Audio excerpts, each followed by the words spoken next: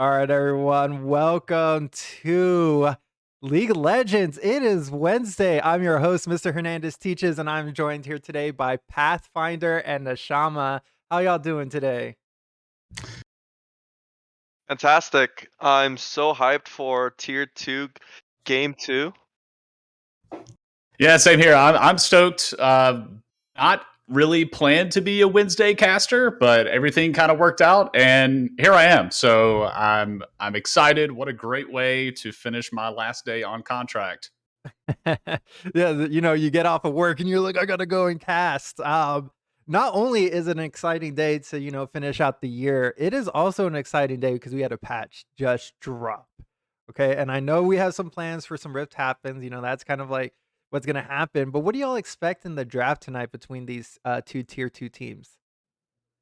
In my opinion, this is a really huge patch. We've got tons of nerfs for a lot of the champions that have seen Tier 2 players play, potentially Swain, Senna, Brand, Vagar, right? I think the mages are getting hit a lot, and rightfully so. They seem to be really, really strong coming into the last patch.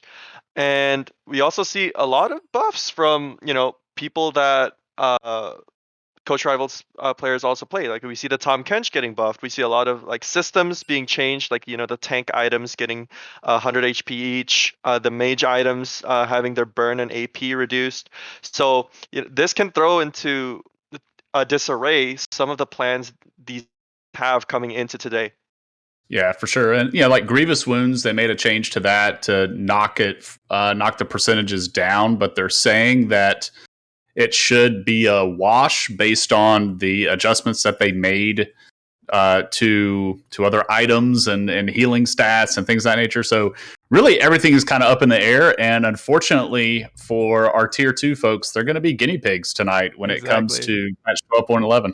All right. And with that, I think we are actually ready to get into the picks and bans for today. So let's get into it.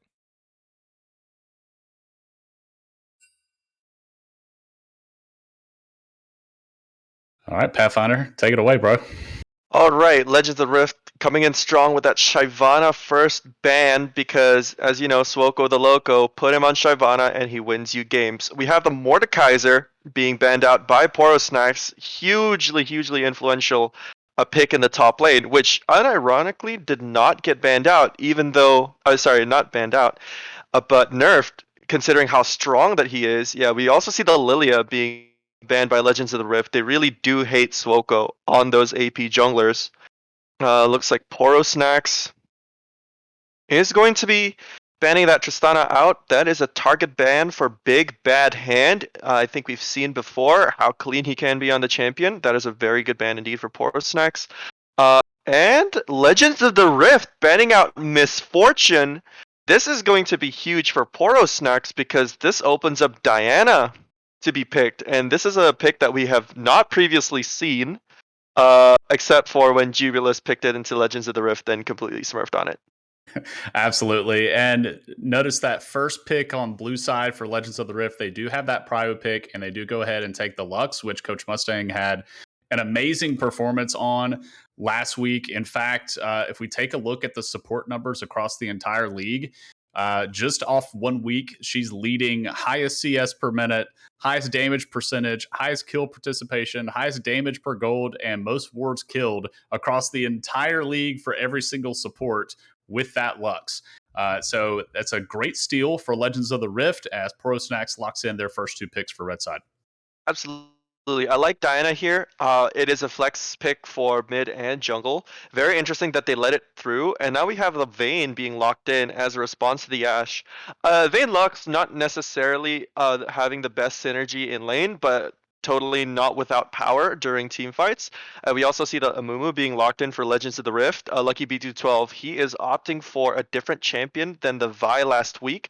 Let's see if he's able to fully utilize on this. We see the Garen Porosnax. I think Porosnax is responding to the Lux pick by getting a contested pick of their own. You see that Garen being locked in. And now we have Urgot being banned out. So they're trying to curb Axion first with these sets of picks and bans. Yeah, and it wouldn't surprise me if the Vayne is actually going for Axion first. Coach Magros tends to play a lot of melee top laners, as we see the Garen coming in. He was known last season for his Scion play and Mundo, a lot of just really beefy, tanky boys in that top lane. So a ranged top laner, some people would say it's a cheap way to play, but hey, a win is a win. So if Axion first wants to bring the Vayne into the top lane versus the Garen, all power to him. Another thing that's interesting about Pro Snacks is last week they played a comp that didn't have any sort of hard engage, right? There was no like, here's our go button, let's pull the trigger and let's engage. And so they lock in the Ashe this week, which is going to be a little bit of a different look for them. So I'm really interested to see how that's going to go. And this looks like it could possibly be is this going to be a Diana jungle and a Vel'Koz mid? Yeah, I like that pick. This is a very good mix of AP for Poro Snacks. They have flexibility on what they want to do in the last pick. The Vel'Koz, I think, is a direct answer to the Lux. It is a known Lux counter in the lane. Also, plenty of spacing to go between Vel'Koz and Vayne. So I think this is a good pick overall. Also see the Volibear being hovered by Legends of the Rift. I believe that could be the Volibear top. And this is going to be a new pick for Axion first. I haven't seen him on this champion yet. Yeah, I'm honest. I'm trying to wrap my head around everything now. So are we looking at so Vayne AD carry, right? Zyra support, maybe Lux mid, and then the Volibear top. So that is going to wrap it out. And then we have the Kayle coming in. So it's actually going to be a Vel'Koz support over for Pro Snacks. Yeah, plenty for Poro Snacks. We've got the Vel'Koz being the artillery mage and Kayle filling in the AP DPS for the late game. I do like these sets of picks by Poro Snacks. I think they have the familiarity with the Kayle, and Alex has told me that he's learned how to press the button, so this is all very good. Well, I think what is unexpected was the Zyra support and the Volibear. I think these are two new champions for Legends of the Rift. However, Porosnex has got this covered because Vel'Koz, coincidentally, is also a Zyra counter. Yeah, this is definitely going to be a banger of a bot lane with these two mages down there. There's definitely going to be constant trading back and forth. Who can get those get all that poke damage down, whittle down the AD carry or the opponent support, and then just basically take over the lane. This is a solo queue special, bringing in these mages to the bot lane. You don't see it a lot in upper level competitive play, and neither team opted for kind of the counter, right? They didn't go a sustain support to try to eat the poke damage and just heal through it and be okay. They're saying, all right, fine. They threw the gauntlet down with the Vel'Koz. We're going to drop the Zyra too from Legends of the Rift and just try to match these two aggressive bot lanes. But I would give the range advantage for sure in that bot side to Poro Snacks. Legends of the Rift, they've got to kind of bide their time, get this Vayne ahead, and she's going to have to sack some CS in order to just stay alive and become relevant late game. Yeah, absolutely. And I think what I also like about Poro Snacks, the Vel'Koz can opt into building Liandry's. That gives you a lot of value into things such as Volibear, Amumu. To find a way to deal with a hard engage, Suoko the Loco might just have to tank an Amumu Q and then press the Zhonya's button, and it should be fine. Garen and Ashe are the physical damage dealers for Poro Snacks. I think Ashe in general, it makes Vel'Koz hit her spells easier. And this is, I think, is going to be a very spicy matchup top lane. Like Axion first, never seen him on the Volibear. Very excited to do so.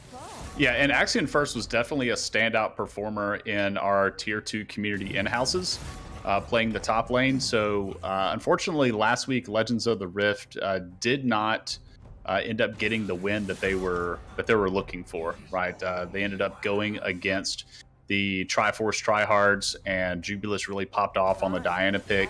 And as a result of that, it's interesting to see how these teams are going to bounce back from something like that. It was a pretty lopsided game, and that's no indication of the skill of that team. Because obviously one-sided games happen at all skill levels, but it is interesting to see how the team responds to that. And we already are seeing one response, and we don't know if this is planned or not, or it's a response to what happened last week, but we have the role swap between Bulldog Mentor and Cleaner 556. swapping from mid to support, and those roles swapping. So Bulldog Mentor traditionally a support player, as are like I would say probably half of this tier 2 league. But either way, swapping over to mid, and which is not a really bad swap, right? Because we see some of the champions that our support players are playing in this particular matchup. We have the Vel'Koz and the Zyra. You could just as well take them to mid lane as you do in the support role. So it's not too big of a change as far as champion pool goes, but there are some mechanics and some fundamentals for going in the mid lane that you don't have in the support role. So it's interesting to see how that adjustment is made for the side of Legends of the Rift. Yeah, absolutely. Quick reminder for Bulldog Mentor, you are not building the support item. It is going to be a Doran's ring, or maybe for you this time, unless you want to have a Mumu come tax you. Yeah, that could be a spicy pick, but no. I think Poro Snacks, they had the same champions as they did with their 1-3-1, which gave them a lot of success against Valhalla back last week. You see the Garen, famous Hullbreaker user, and I think Kayle, especially when she gets to the upper levels, she can start hulling turrets because her attack speed's just so high. Yeah, and one of the things that Back struggled with last week was pulling the trigger when they had numbers advantages. They had the Garen for Poro Snacks was in the bot lane, Kayle was in the top lane. They were splitting. Valhalla Back had a numbers advantage. They took Elder Drake, and then they felt the pressure from the split push, and they recalled versus basically just calling the bluff of Poro Snacks and just saying, "Hey, we've got Elder. We're just going to force the fight on your remaining 3 members and just run it down." And so, as you mentioned, we have the Garen and the Kayle coming back in again, and one of the big ways to try to counter these 1-3-1 comps or these split push comps is with hard engage and ways to really force fights when you have those numbers advantage and get picks on those splitters. And we do have those types of responses and those answers from Legends of the Rift. We do have the engage from the Amumu. We have the Volibear able to go in as well. So I'm hoping that Legends of the Rift was able to watch that game last week, learned from some of the mistakes of the other opponent, and maybe see if they can try to clean up where Valhalla Back slipped a little bit. Yeah, absolutely. Volibear, also another potential Hullbreaker user, and I want to see a clash of the Titans down in top lane where it's a Hullbreaker versus Hullbreaker, and just have top be an island, like its own little fighting game. That would be really fun to see. I just wish that Legends of the Rift, they know what they're doing by not banning Diana, because this can turn out quickly to be a hex for them if they lose to Diana once again. So, hats off to you, Legends of the Rift. Yeah, for sure. And when we talk about picks and bans, especially for new teams that are put together, large AoE damage comps are very easy to execute. These big team fight comps where we see the enemy team grouped up, let's just pull the trigger and go in on them. Those are, again, really easy to pull off. So if you see some champions in your opponent's like champion pool that are like the Shyvana, who is really annoying to deal with if it's AP Shyvana, the Lilia can be really annoying to deal with, just as this massive AoE damage that's coming through, and the Diana equals that too. Those are picks that when I look at it, it's like, oh yeah, that's easy. Like I'm always going to consider banning those champions. Whereas, I don't necessarily look at AD carries as much, but we have the Misfortune, right? The Misfortune is another one of those. They're grouped up. Let me unload the bullet time on it. So I think Legends of the Rift may have been taking that angle as well. And unfortunately, it just so happened to target Swoko because he plays multiples of those champions with those, kind of large burst AoE damage mages. And as you said, the Diana slipped through, and hopefully there's no PTSD coming through from Legends of the Rift, seeing that Diana on the other side. Yep, glad to see that, Allison, Poro Snacks' ADC, she rolled swap from support, and she's already getting target bans in week 2. How amazing is that? Yeah, she did really, really well last week. Went with Lethality, Misfortune, and Misfortune definitely historically a lane bully. And that matchup last week with Misfortune Lux into I believe it was a Seraphine Lucian, And that Lucian, just that short range, he was just going to absolutely get bullied out. And the Misfortune was a great pick there, and it paid dividends for them to generate that lead bot side and kind of stifle what was going on. So we'll see what she's going to do this week on the Ashe. All right, sounds good. All right, and we are on the Rift. Yeah, it looks great. Look at this LCS level production quality. I love it. Yeah, shout out to our producer there, Mr. Hernandez Teaches, that is bringing the heat from the production booth. We do have a slight hiccup in the graphics at the bottom. You're going to see those players that are being displayed there aren't the actual players that are in the game. But we'll get that straightened up. But it's kind of a little preview of what we're going to see next match for sure, as a standard 5-point defense coming out for both of these teams. Yeah, all ordinary with 5 points, no invades, no get into the Zyra's jungle and maybe do something.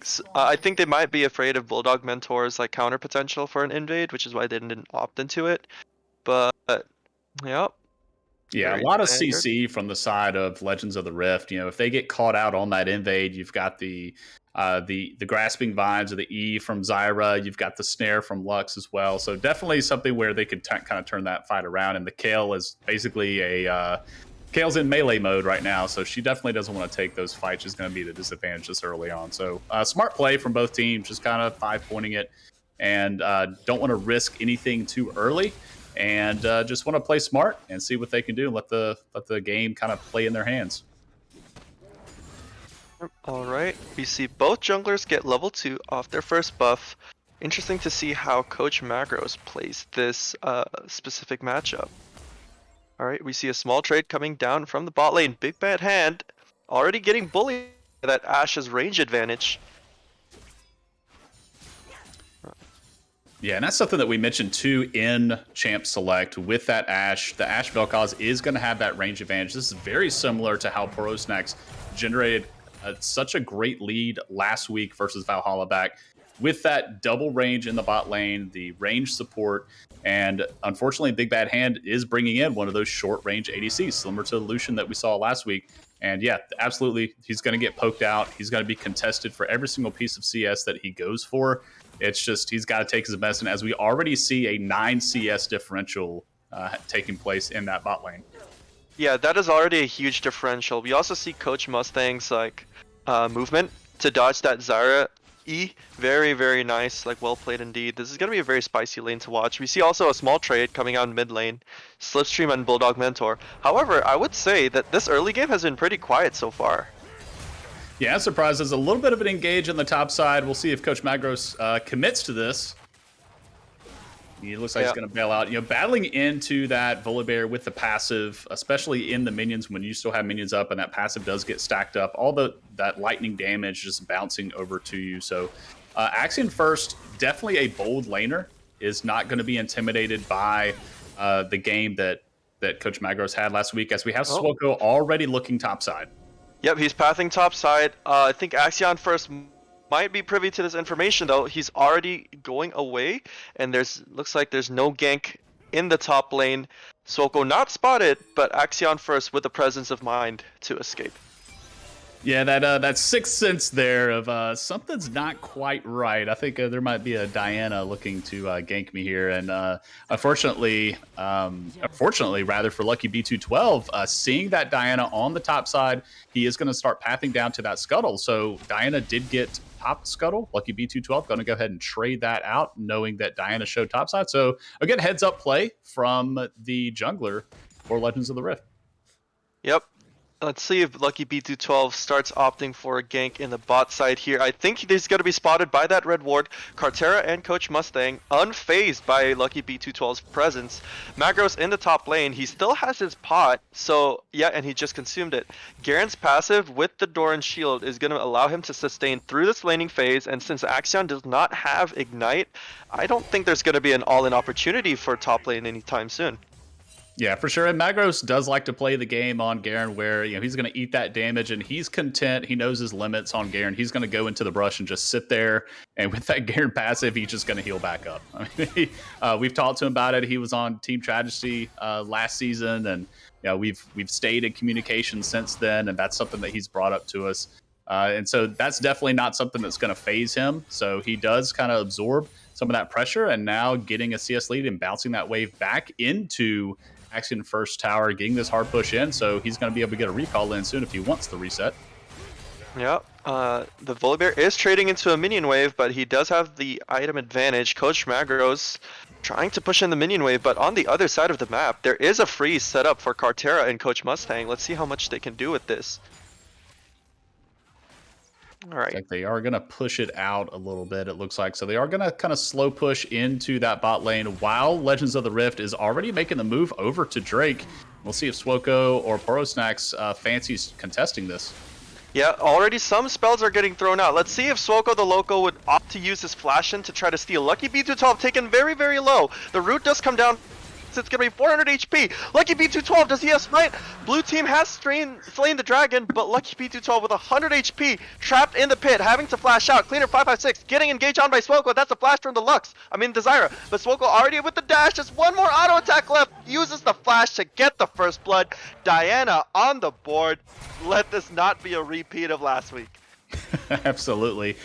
Great play from Legends of the Rift, recognizing that there was a freeze developing there in the bot side for Porosnax, and just a great play for them to kind of answer versus like, hey, we're frozen here. There's really not much we can do trying to step up and contest that. So let's just rotate over to Drake. Okay, you want to freeze? Fine, we'll take the Drake instead. So they still try to get something off the map.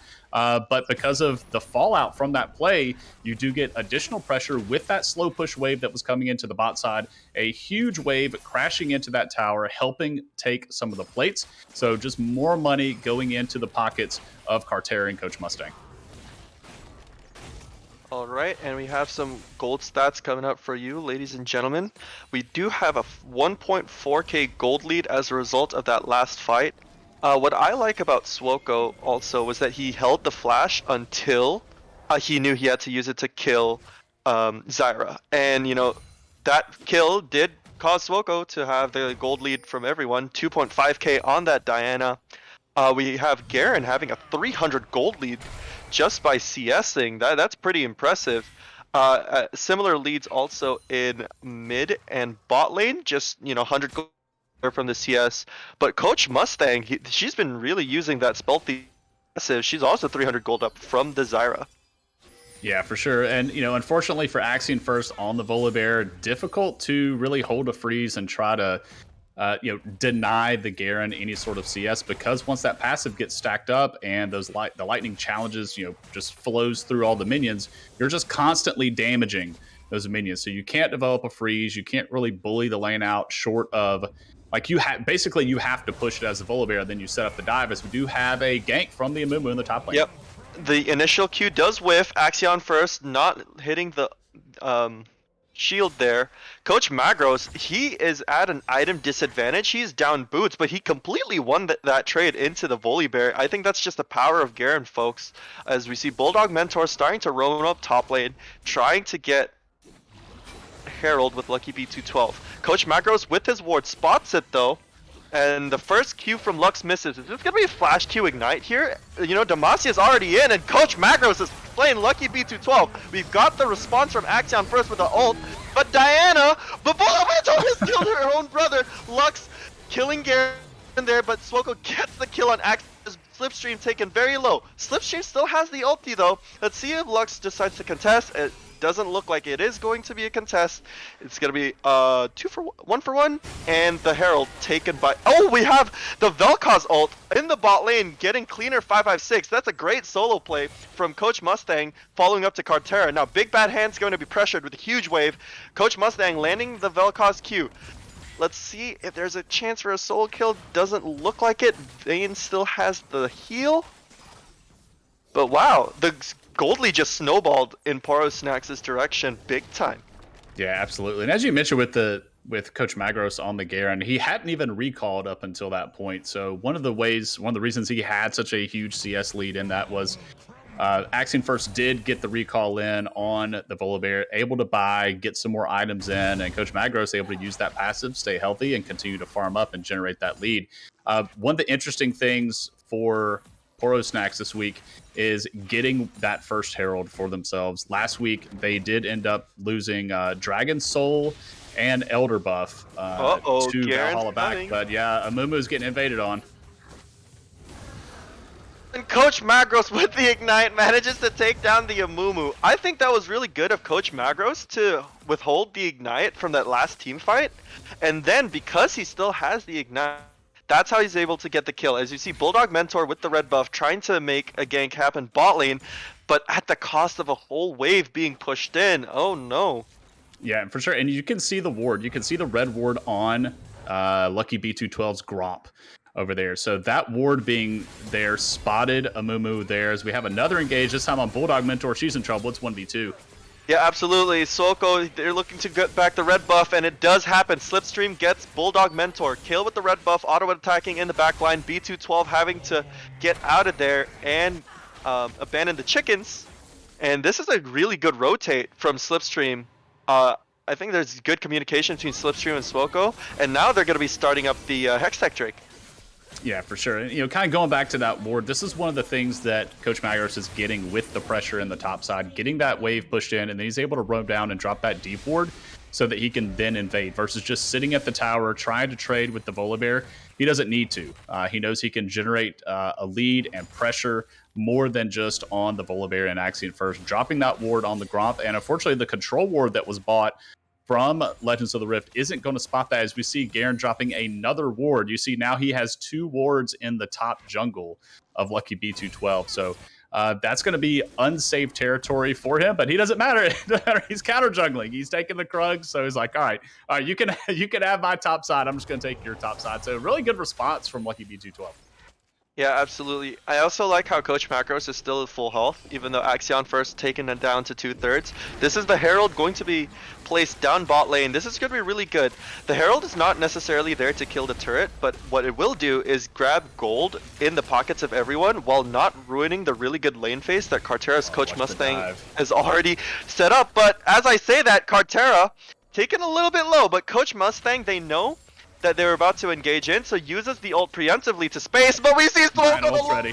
In bot side, the Diana Q comes in, Suoko on the killing spree, the stun does land though. Nice. Coach Mustang gets the kill on Big Bad Hand. That's going to be the first turret taken down at the cost of Diana. Really good by Big Bad Hand to finally put a stop to that Diana. We really did not want a repeat of last week, folks. But, Slipstream with the red buff, taking Bulldog Mentor so low. I wonder if there was a flash ult there or something that Slipstream could have done, but no matter, this Kayle is already looking really strong, and she's only level 9. Yeah, for sure. You know, that engage on the bot side, the dive from the Diana. Diana did have ult going into that, and you can see the writing on the wall. Both Big Bad Hand and Cleaner 556 new. This is super, super sketch with this Diana hovering around us and the Rift Herald drop. So big heads up play from Big Bad Hand, able to get the condemn on Suoko into the wall and getting a shutdown for himself. So yes, down about 20 CS, but the shutdown from the Diana definitely feels really good for Big Bad Hand. And as you know, anybody that's played solo queue, you know that Vaynes, just because they start out slow doesn't mean that they can't turn it on later on. So we definitely still have a threat in that vein in the bot side for Legends of the Rift that Poro Snacks is definitely have to keep on their radar. And that's what Legends of the Rift, I think, is holding on to right now to say, all right, just put your eggs in the Vayne basket. We still can do this regardless of the 5K gold lead that we're seeing balloon right now. Yeah, that 5K gold lead does feel really good, especially considering the fact that you're going to have scaling Kayle, you know, Vel'Koz being also a scaling support. We see Diana in the mid lane. The Ashe ult already comes in. Flash forward by Coach Mustang to get the kill onto Bulldog Mentor with the Vel'Koz passive. That's really good team play. Cartera hitting Ashe ults like it's 1999. And I do like this mix up here from Poro Snacks. Again, very different than what we saw last week, bringing in the Ashe versus the MF. They have that go button to say, we see champion, we kill champion. Last week, not having that go button, as mentioned in Champ Select, so they were able, basically, trying to let Valhalla back come into them, right, and then try to outplay them and things like that, or just commit to the split. So showing a different style here, I think is really, really good. It shows growth in the team and those players. So this Ashe already off to the races, 0-0-4, already has the Kraken Slayer finished, and Vayne still just sitting on the Noon Quiver, and Vamp Scepter surely building that into as we have another fight in the top side. Cleaner, I don't think you want this. Ooh, the Ignite gets put down. Axion first with the follow-up onto Coach Magros. Cleaner's able to survive the Ignite ticks. Coach Magros will be able to get out though. The Zyra stun does not land, and it's going to be a flash for flash for the top lane. Yeah, for sure. And that's, you know, a flash off your top laner from a flash from your support. Yeah, I mean, either way, it's kind of a moot point, I guess. It's not like on the Vayne. It would be extremely important on the Vayne, which that flash is already down. Yeah. But either way, I mean, they kind of get away from it. I think Coach Magros had the threshold to execute with Demacian Justice there. I think the Zyra Flash might have canceled the animation or something to that extent. But either way, it is still going to be a 2-1 Garen with a 200 gold lead. Yeah, and, you know, we've seen what Lux can do. You know, as she gets into the late game, as we have another fight breaking out, it's going to be a 2v1 on Coach Magros. All right, the Ashe Arrow already comes in. Going to miss very, very slightly, though. But this Herald that Legends of the Rift is opting in, it's going to be traded for the Drake, and this is going to be really good for Porosnax. They're going to already have the into a scaling team composition as well. So I think this is a trade that, well, you know, Legends of the Rift have to like opt into, but it's definitely, in my opinion, favorable in the longer run for Porosnax. Yeah, but like you said, it was really kind of the only answer that Legends of the Rift had. But it does still feel good because they're able to get the objective bounty off of the Rift Herald, and if they're able to drop this eye while bounties are still up, they can collect another bounty as we have another fight here in the bot side.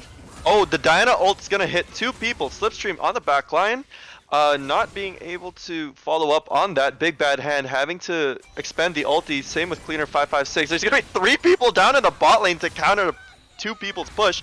Bulldog Mentor does put down the ult for Swoko, but Swoko too far ahead. That ult is not going to execute the Diana. Yeah, and I think, you know, going Nashor's Tooth first on Diana is standard, but it feels bad whenever you have those big ults like that because you don't get the big burst damage like you would after having your Mythic. So Swoko already looking for these big 2-man ults off the Diana, so it's going to be super, super dangerous once he does complete that Mythic. Looks like he may be going for Rocket Belt there. So once he does get that, you know, we're going to have this huge injection of damage and more gap close for him, and those ults are going to be doing a lot more damage than what you saw there. Under normal circumstances, Diana would definitely blow up the Zyra and the Vayne there. Oh, that's a good sidestep from Cartera to dodge the Lux binding. Objective bounty also gets taken in the top lane, though. I think currently we have some interesting itemization choices from both teams. We see, I think, the Rift being completed by Axion first. The Ignite put down. Coach Magros having to respect that Volibear ulti. Volibear flashes forward, not knowing that Coach Magros does not have his flash, but I think he's able to survive. It's going to be flash for nothing in favor of Coach Magros. Yeah, for sure. Volibear definitely going the damage route, right? Is with the Leeching Leers, like I'm assuming that's going to be Riftmaker there for the Volibear in the top lane. Yeah, we see Coach Mustang in the top lane, trying to prevent any shenanigans from happening to Coach Magros. Magros not opting for the Hullbreaker this time around. Interesting itemization choice. And Kayle, I believe, she might be rushing Wit's End. And I think that's a typical answer for the Lux and the Zyra. The Wit's End makes the Kayle just so much stickier to the backline. Yeah, for sure. And Kayle, one of those champions too that itemizes not into the Mythic first item, similar to Diana. A lot of Kayles will get Nashor's Tooth first, like the Diana did. But as you mentioned, Wit's End. But this is a rough TP for Axion first, but it looks like Porosnax doesn't want any of it. So Kayle on a little bit of a delayed power spike too, as you mentioned, building that Wit's End just to continue to get through this lane phase. And really, Kayle, you know, you just want to hit level 16 and end the game. You know, once you hit level 16, it's really hard to contest as long as you have a front line. As another engage. On to Lucky B212. The silence already gets put down Magros, Demacia, baby, gets the kill on Lucky B212. That Amumu, it's gonna be so hard for the Amumu to step into his own jungle when, you know, Swoko has that killer instinct going on. But really good team play for Porosnax. Yeah, we still see two red wards in that topside jungle for Lucky B212, and it just feels really bad because you know your camps are there and you want to be able to farm your camps, but you can't because every time you do is the Ash won't come through. Ult arrow, I mean Ash arrow already landing on Bulldog Mentor, having to use both sums, but the burn on Coach Mustang's already going to kill it. Make that a double kill for Coach Mustang. This Vel'Koz pick is turning out to be really spicy, folks. That double kill was really clean. Yeah, it looks good. I mean, it's a great combo with that Vel'Koz ult layered over the single target stun from the Ash. That Vel'Koz ult ends up doing, you know, proccing the passive for Vel'Koz, end up doing the true damage, and you just up shredding through the health bar. So a great pick combination between those two champions with Carterra and Coach Mustang. I really like that combo. Works out really, really well. As Lucky B212 not quite going to spot the Porosnax member there in time. So that's going to be Coach Magros now getting that top tower. He's going back to, to last week, but he's got the Stride Breaker early instead of the Hull Breaker this time. Yeah. Talking about that last fight, I feel execution is exquisite. We see Axion first going in with the ult though, and Coach Magros having to flash out because of it. Wow, the Riftmaker power is definitely starting to show itself here. But yeah, at the same point, the 7.5k gold lead, that's going to be painful Legends of the Rift to contend with, you know, Volibear or not. Yeah, and you know, we do have a TP on Volibear. It's not up yet, so I wonder if Legends of the Rift would be content with trying to giving this one up and then contesting once we get to actual Dragon Soul. Volibear getting to a point where he can fight the Garen. So Garen wanting to kind of stay in that side lane, split and add pressure. If Volibear can kill the Garen, then they're going to be forcing Porosnax to respond, you know, and come up there and try to deal with the Volibear. Again, he's building damage. He's not going, you know, the kind of tanky bruiser build. He's going full AP, that electricity, the lightning flowing through the minions and arcing over onto the Garen, doing a lot of damage, and there's no MR right now on the Garen, so that's going to be real tough. Yeah, it looks like Garen is going to start opting into the Hullbreaker. We see the Phage and the axe being picked up there on his last back. I think this is still a fine spot for Coach Magros because Porosnax is able to get so much more pressure anywhere else. Like we see Carterra is starting to hull down the turrets, but Big Bad Hand flashes into Carterra. The Lux ult there to prevent the escape. Carterra taken really low. Big Bad Hand just autoing in the backline, gets the solo kill, the kill onto Carterra with the help of Lux. This does help in staving off that gold lead. It buys more time for a potential comeback from Legends of the Rift, but I will say Porosnax, it's only been 22 minutes, they've already gotten 3 Drakes, and the next one's, you know, up in 4 minutes. So if Legends of the Rift don't steal the next Drake, they're going to be in deep, deep trouble. Yeah, and this is something that we saw last week too, and Carterra's been doing a great job switching over to ADC and had generated a lead for herself early last week, and then, you know, put the Lucian behind, but the Lucian was able to come back through CS, and we're starting to see that get to parity now in the bot lane with Big Bad Hand on the Vayne, now 2-1, CS pretty much even. Once laning phase ends, that distribution of CS gets a little difficult as Axion First fancying a fight. Yep, the Kayle ult is down though. Axion First having to back off from the turret as a result. Swoko also in the bot lane to try to curb this Volibear's power. This might be a rerun of Trick2G's famous Volibear Gates, baby. Maybe they're trying to flip the 1-3-1 on its head and have Axion First split push? Yeah, I think so. I mean, this Volibear can definitely, if he can get to a point where he's just 1v1ing anybody on the enemy team, then that's definitely what you want to do. But Carterra behind enemy lines, Secret Agent Ash is there, and the Blast Cone down across the wall. Carterra not having the ultimate. There's going to be 5 people chasing this lone Ash. The flash gets used, and First manages to get Carterra. There's going to be 5 look at the top lane. Yeah, and Coach Magros already has the Hullbreaker put down. This is gonna be like really painful for Legends of the Rift. He's already hulling the turret. Let's see how fast. Maybe he can win a base race against 5 people and a Kayle. Yeah, the Kayle doing lots of damage underneath the turret, forces Lucky B212 to flash out. Blue turret's already going to be destroyed. This is going to be another one. Mid lane already pushed in by Vel'Koz as well. It's a really good like spawns by Porosnax after losing their ADC, and they have tons of pressure on the map right now. Yeah, it's going to be interesting to see which lane Axion first commits to. The teleport is up, but now we have level 13 on Kayle. All right, flash in by Swoko. Ooh, the ult is not going to land. Should have taken a page out of Jubilus's book, Mr. Loco. That is unfortunate. Fnatic Death Brush here. Yep, let's see. Axion first. It's going to be in a 1v2. The silence comes down, and Coach Mustang, he didn't even need the Demacia to execute the Volibear there. The stacks already doing their work, and Coach Mustang 500 gold shutdown, 5-0 and 3 of Vel'Koz. This is like a monster Vel'Koz coming in for Aaron right now. Yeah, for sure. Still TP up on Volibear. So kind of back to my. Every time I try to talk, they break into a fight. Looks like we have another one too. All right, Slipstream has that ultimate, dodges the Lux Q, decides to save the ultimate. Lucky B212.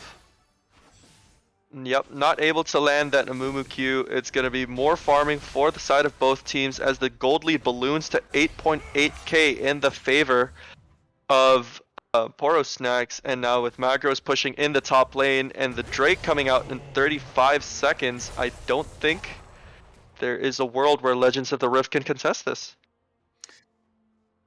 Yeah, they've definitely, Axion first has to match the lane with Coach Magros. He's got to be able to stay there with him, prevent this heavy split. And while the rest of the team can collapse on the Kayle doesn't get away as easily as the Garen does as another fight breaks out. Yeah, and that's going to be Lucky B212. As you mentioned, they're trying to get some of this vision down for this Dragon Soul that's coming up. And unfortunately, the entire bot side jungle of Legends of the Rift belong to Porosnax. Yeah, so we have a lot of wards, all 2 control wards, in fact, in that bot side as Coach Magros is pushing in the mid lane. Losing that jungler 10 seconds before Drake spawn, that can't good. Coach Magros bullied out of lane by the Lux though, and it's already going to be Ocean Soul being taken care of by Porosnax. And now I think it just turns into a waiting game. We just want the Kayle to hit level 16, be our insurance policy against the Vayne, and then we can just, get Baron and then rush it up mid lane. No need for the cheesy, 1-3-1 that they did last time. Now Porosnax, they have a lot of options as how they want to themselves in this late game. We also see Slipstream already level 15, 1-0 and 4 on the Kayle.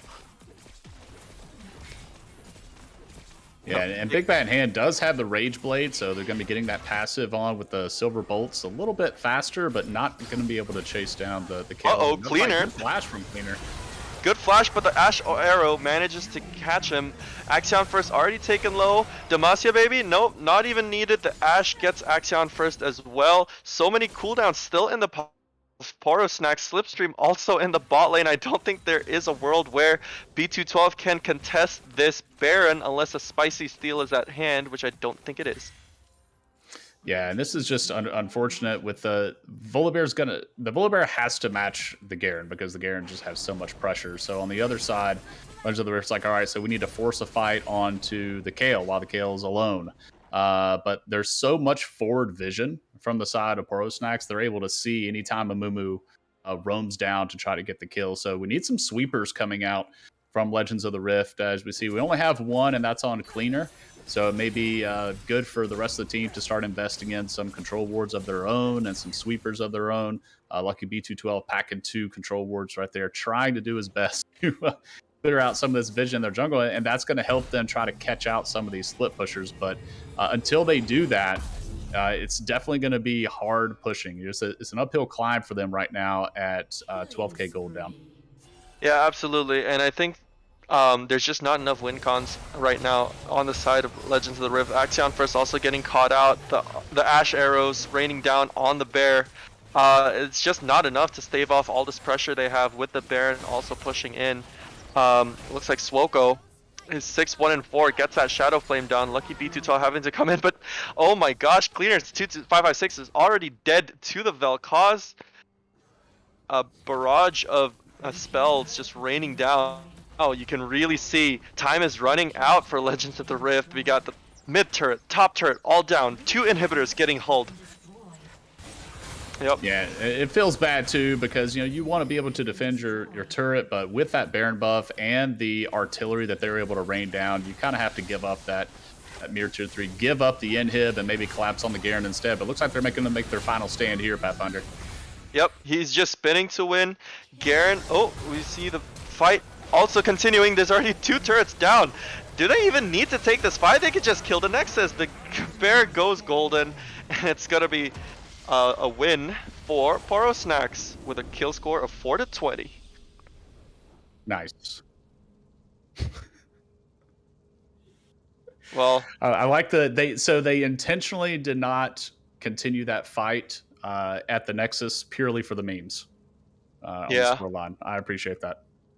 They realized like, hey, look at the scoreline. We shouldn't do anything to this, folks. So we should just end the game, and I fully respect that. But I think this game has a lot of mirrors to what happened last week for Legends of the Rift. I think individual lane performances were there, but Lucky B212, I think he was just like forced out of the jungle so much by the Diana. Looks like the Diana pick is going to be a spicy counter for Legends of the Rift, and if they don't figure out what to do with it soon, it's going to continue.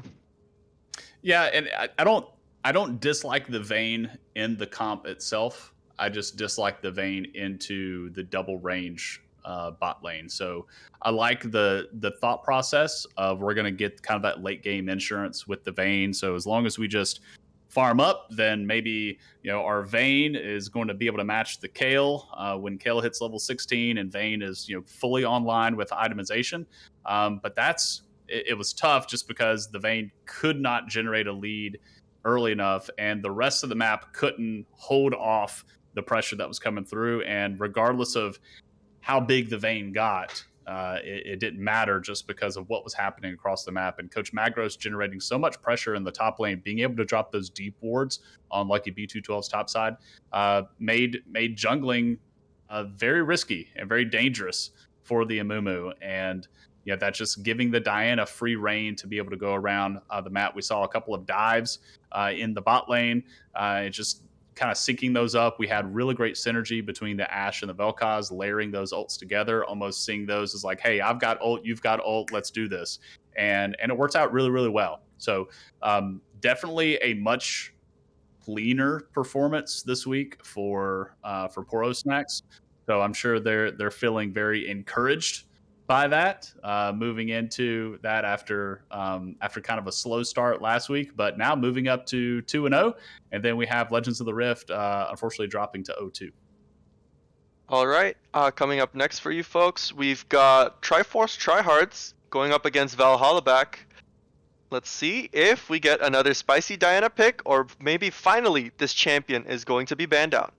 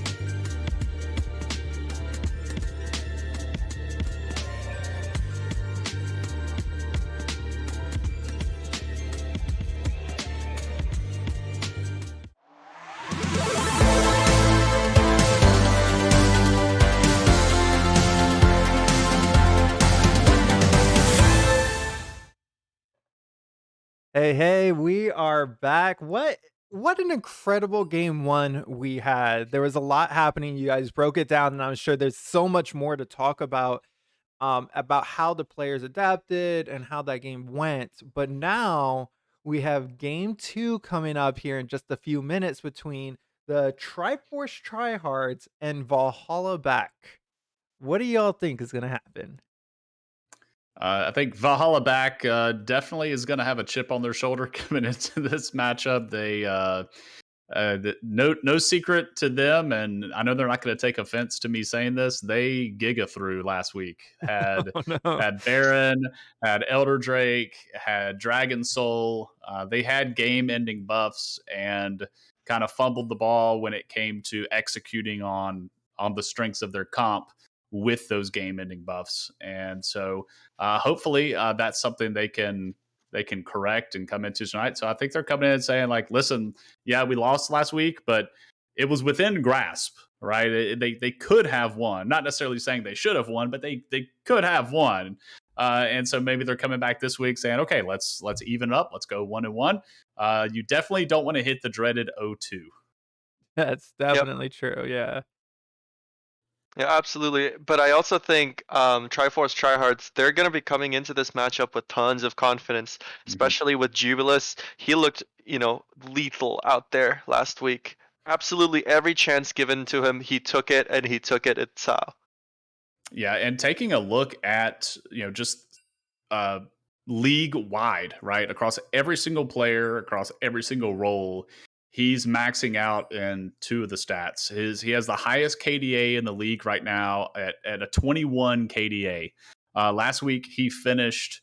Let me pull up here. Last week he finished the game 17-1-4 on the Diana. So not only does he have the highest KDA in the league, he also has the highest kill participation at 87.5.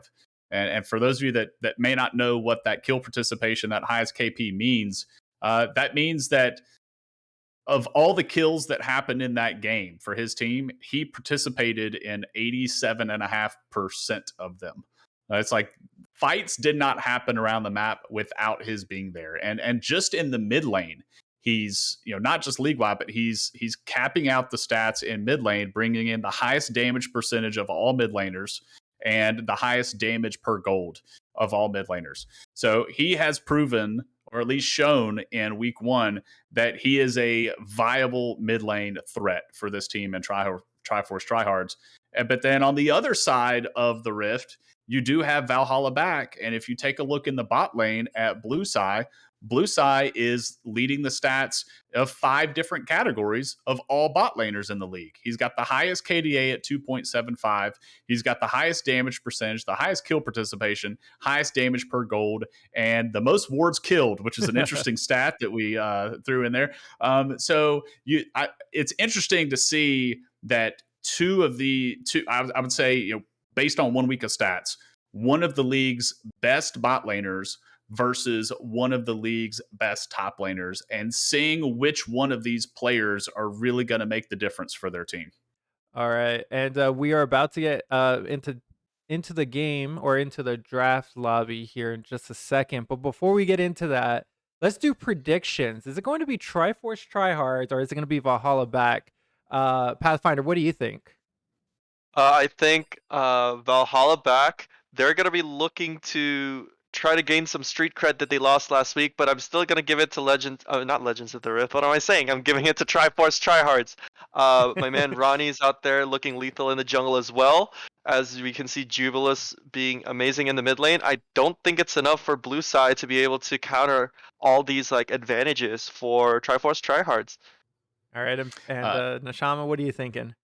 I'm keeping my fingers crossed for a 1-1 record tie between both of these teams. Ultimately, that's what I want to see. Triforce Tryhards coming in 1-0, Valhalla back coming in 0-1.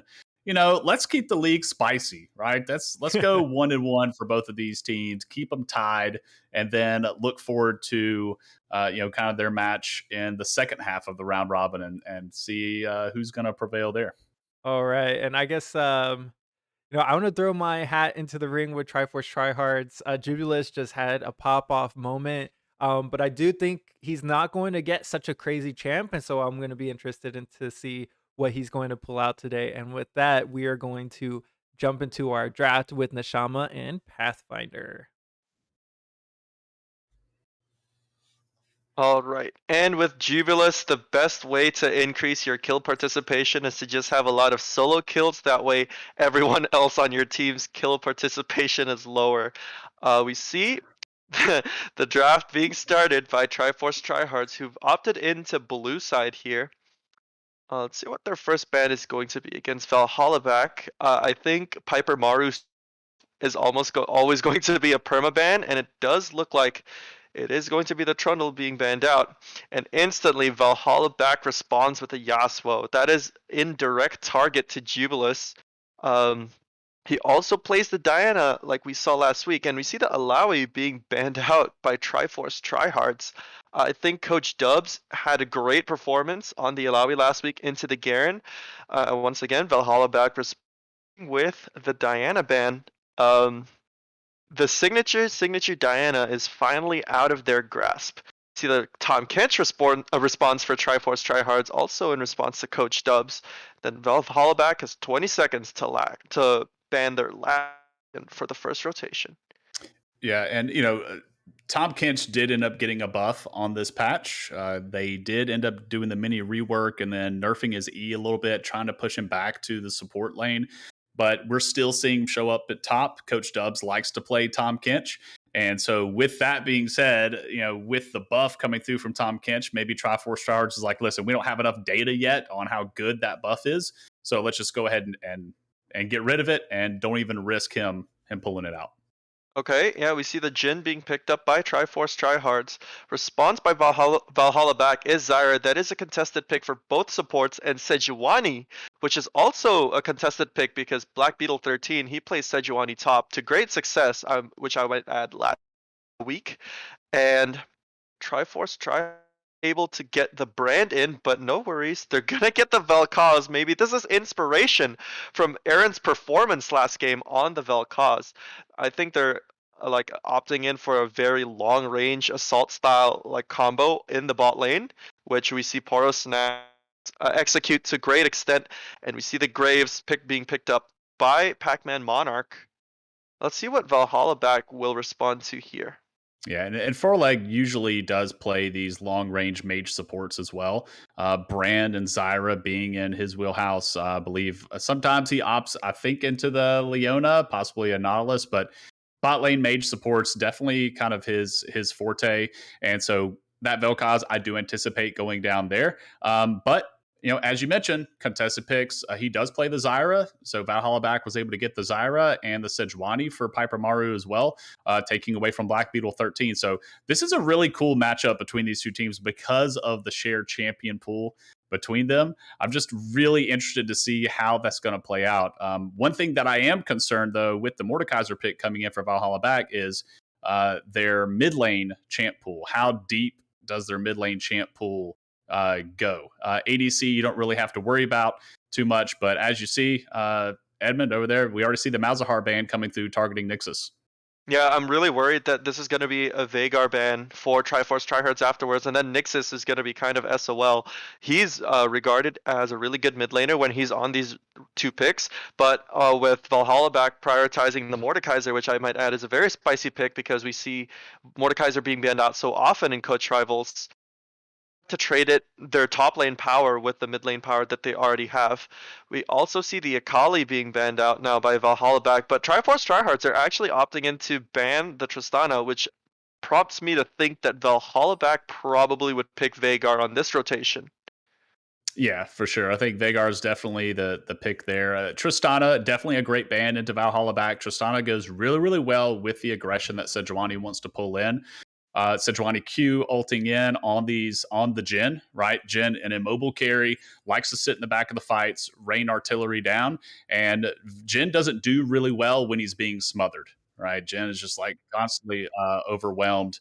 And so with the Sejuani coming in and the Tristana being able to jump in too, that could make the, kind of nullify what the Jhin is doing. And we do have a miss pick that Xin Zhao coming through. A miss ban? Oh, Okay, okay. well, yeah, we're hearing miss pick, but a miss ban, which means Missed ban? the Xin Zhao is real. Yeah. Wait a second. Is this going to be Xin Zhao mid?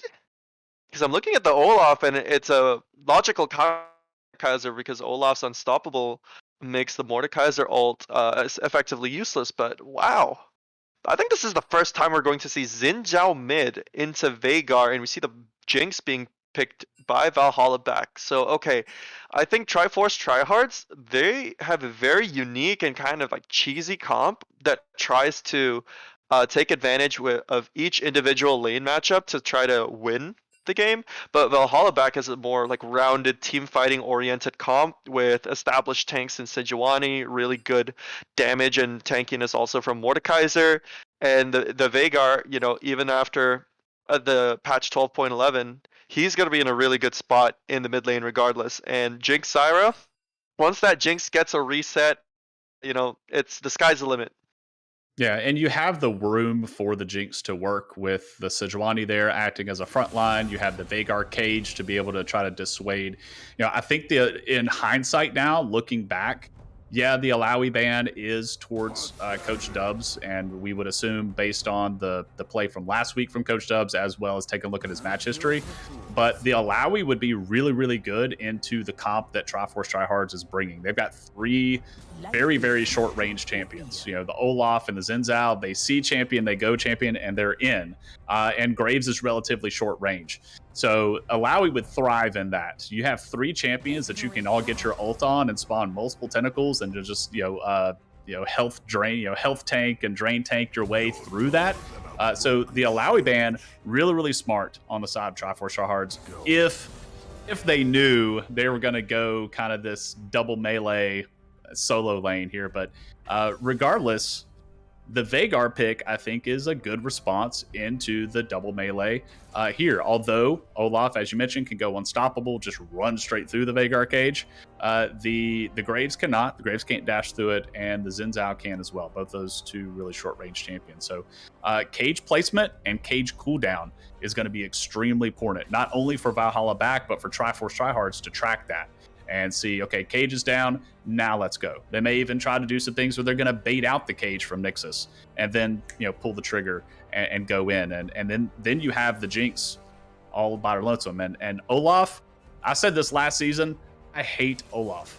I hate playing Olaf as an AD, or I hate playing into Olaf as an ADC because it just feels terrible when you have this Viking, and it's very ironic that he's going against Valhalla back.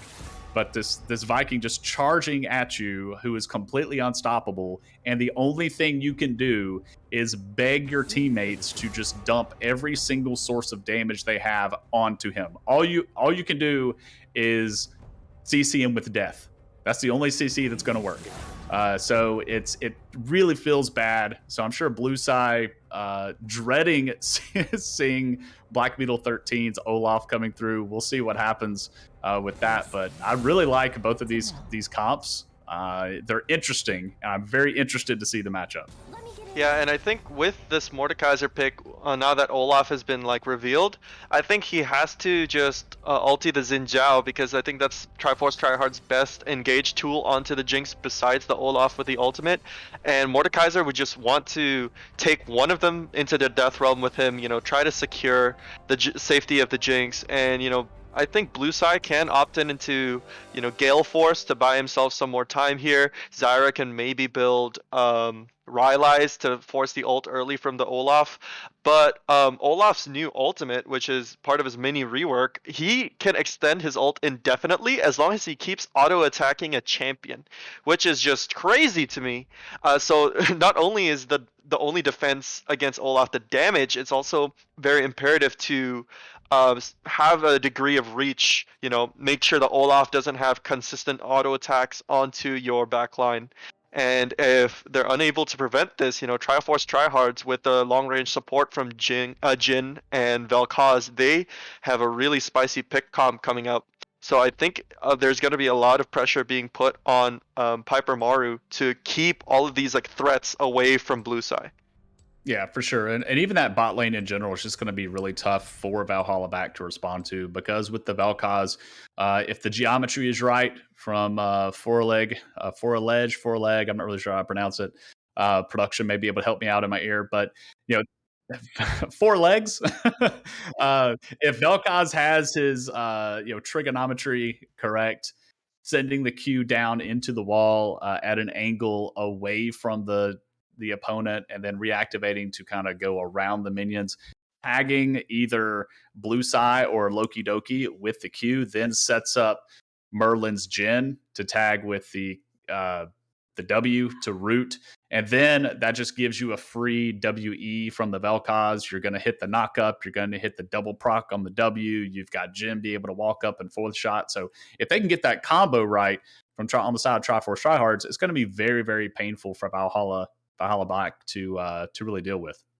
One thing to note though, Triforce Tryhards only have Vel'Koz in their comp for magic damage. There's going to be a lot of physical damage in Jhin, Graves, quite a lot of crit as well. So I think if Valhalla back can just survive for long enough to the point where they get, GAs, stuff like Thornmails or Randuin's Omens on their side, then their survivability really starts going back up.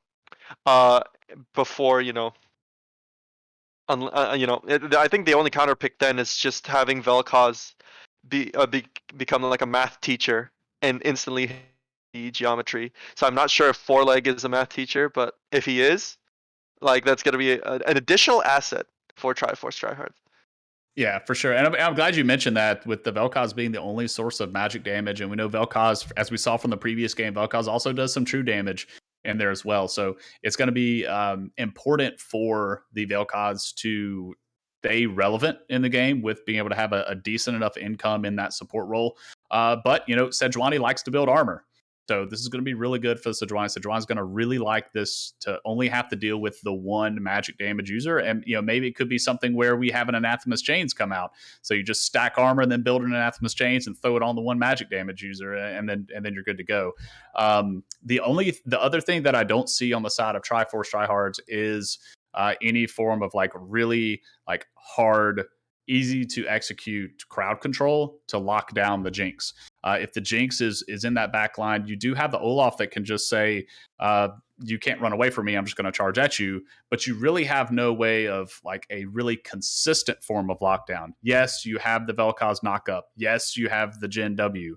But those are really thin skill shots, and the Vel'Koz has to get really, really close for that knockup. So Jinx can free fire from that back line if given enough space. And there's no way for Triforce to really force onto the Jinx without putting 3 of their members within that melee range. But then you're going to be within the range of the Mordekaiser, who his passive is going to be shredding you for max health damage and things of that nature. So a very, very interesting matchup. If team fights break out and we don't have some crazy thing where we've got these, weird 1-3-1 splits and things going on. If we have a true group of 5v5 team fights throughout this match, it's going to be absolutely bonkers. Yeah, absolutely. Mordekaiser, whose name means Death King, if I'm not wrong, in German, synonymous. His kit really does. He brings you into that death realm. It's so hard to contend with. I'm curious if Vel'Koz or Jhin might be opting into QSS this game. That's definitely going to frustrate the Mordekaiser, but it is the Mordekaiser tax. And, in CR Season 2, we've seen how Will refused to partake in the CR tax and was greatly punished as a result. Yeah, Mordekaiser was a huge pick last season, and it's just so annoying because in these leagues, when we have coaches that different skill levels and things of that nature, it's very natural with the way these comps are put together, where these teams are put together, where you have one player on the team being this hard carry standout player. And Mordekaiser, as you mentioned, banishing a champion to the death realm, that is a valid strategy. I'm just going to take out their strongest member. If the hard carry here is the Graves, we just death realm the Graves. And then you just trust that your other 4 teammates can take out their other 4. And if you've done your mental calculations correctly, then you're good. The 4v4 should go in your favor. But interested to see the Mordekaiser. Surprised it slipped through pick ban phase. Let's see what happens.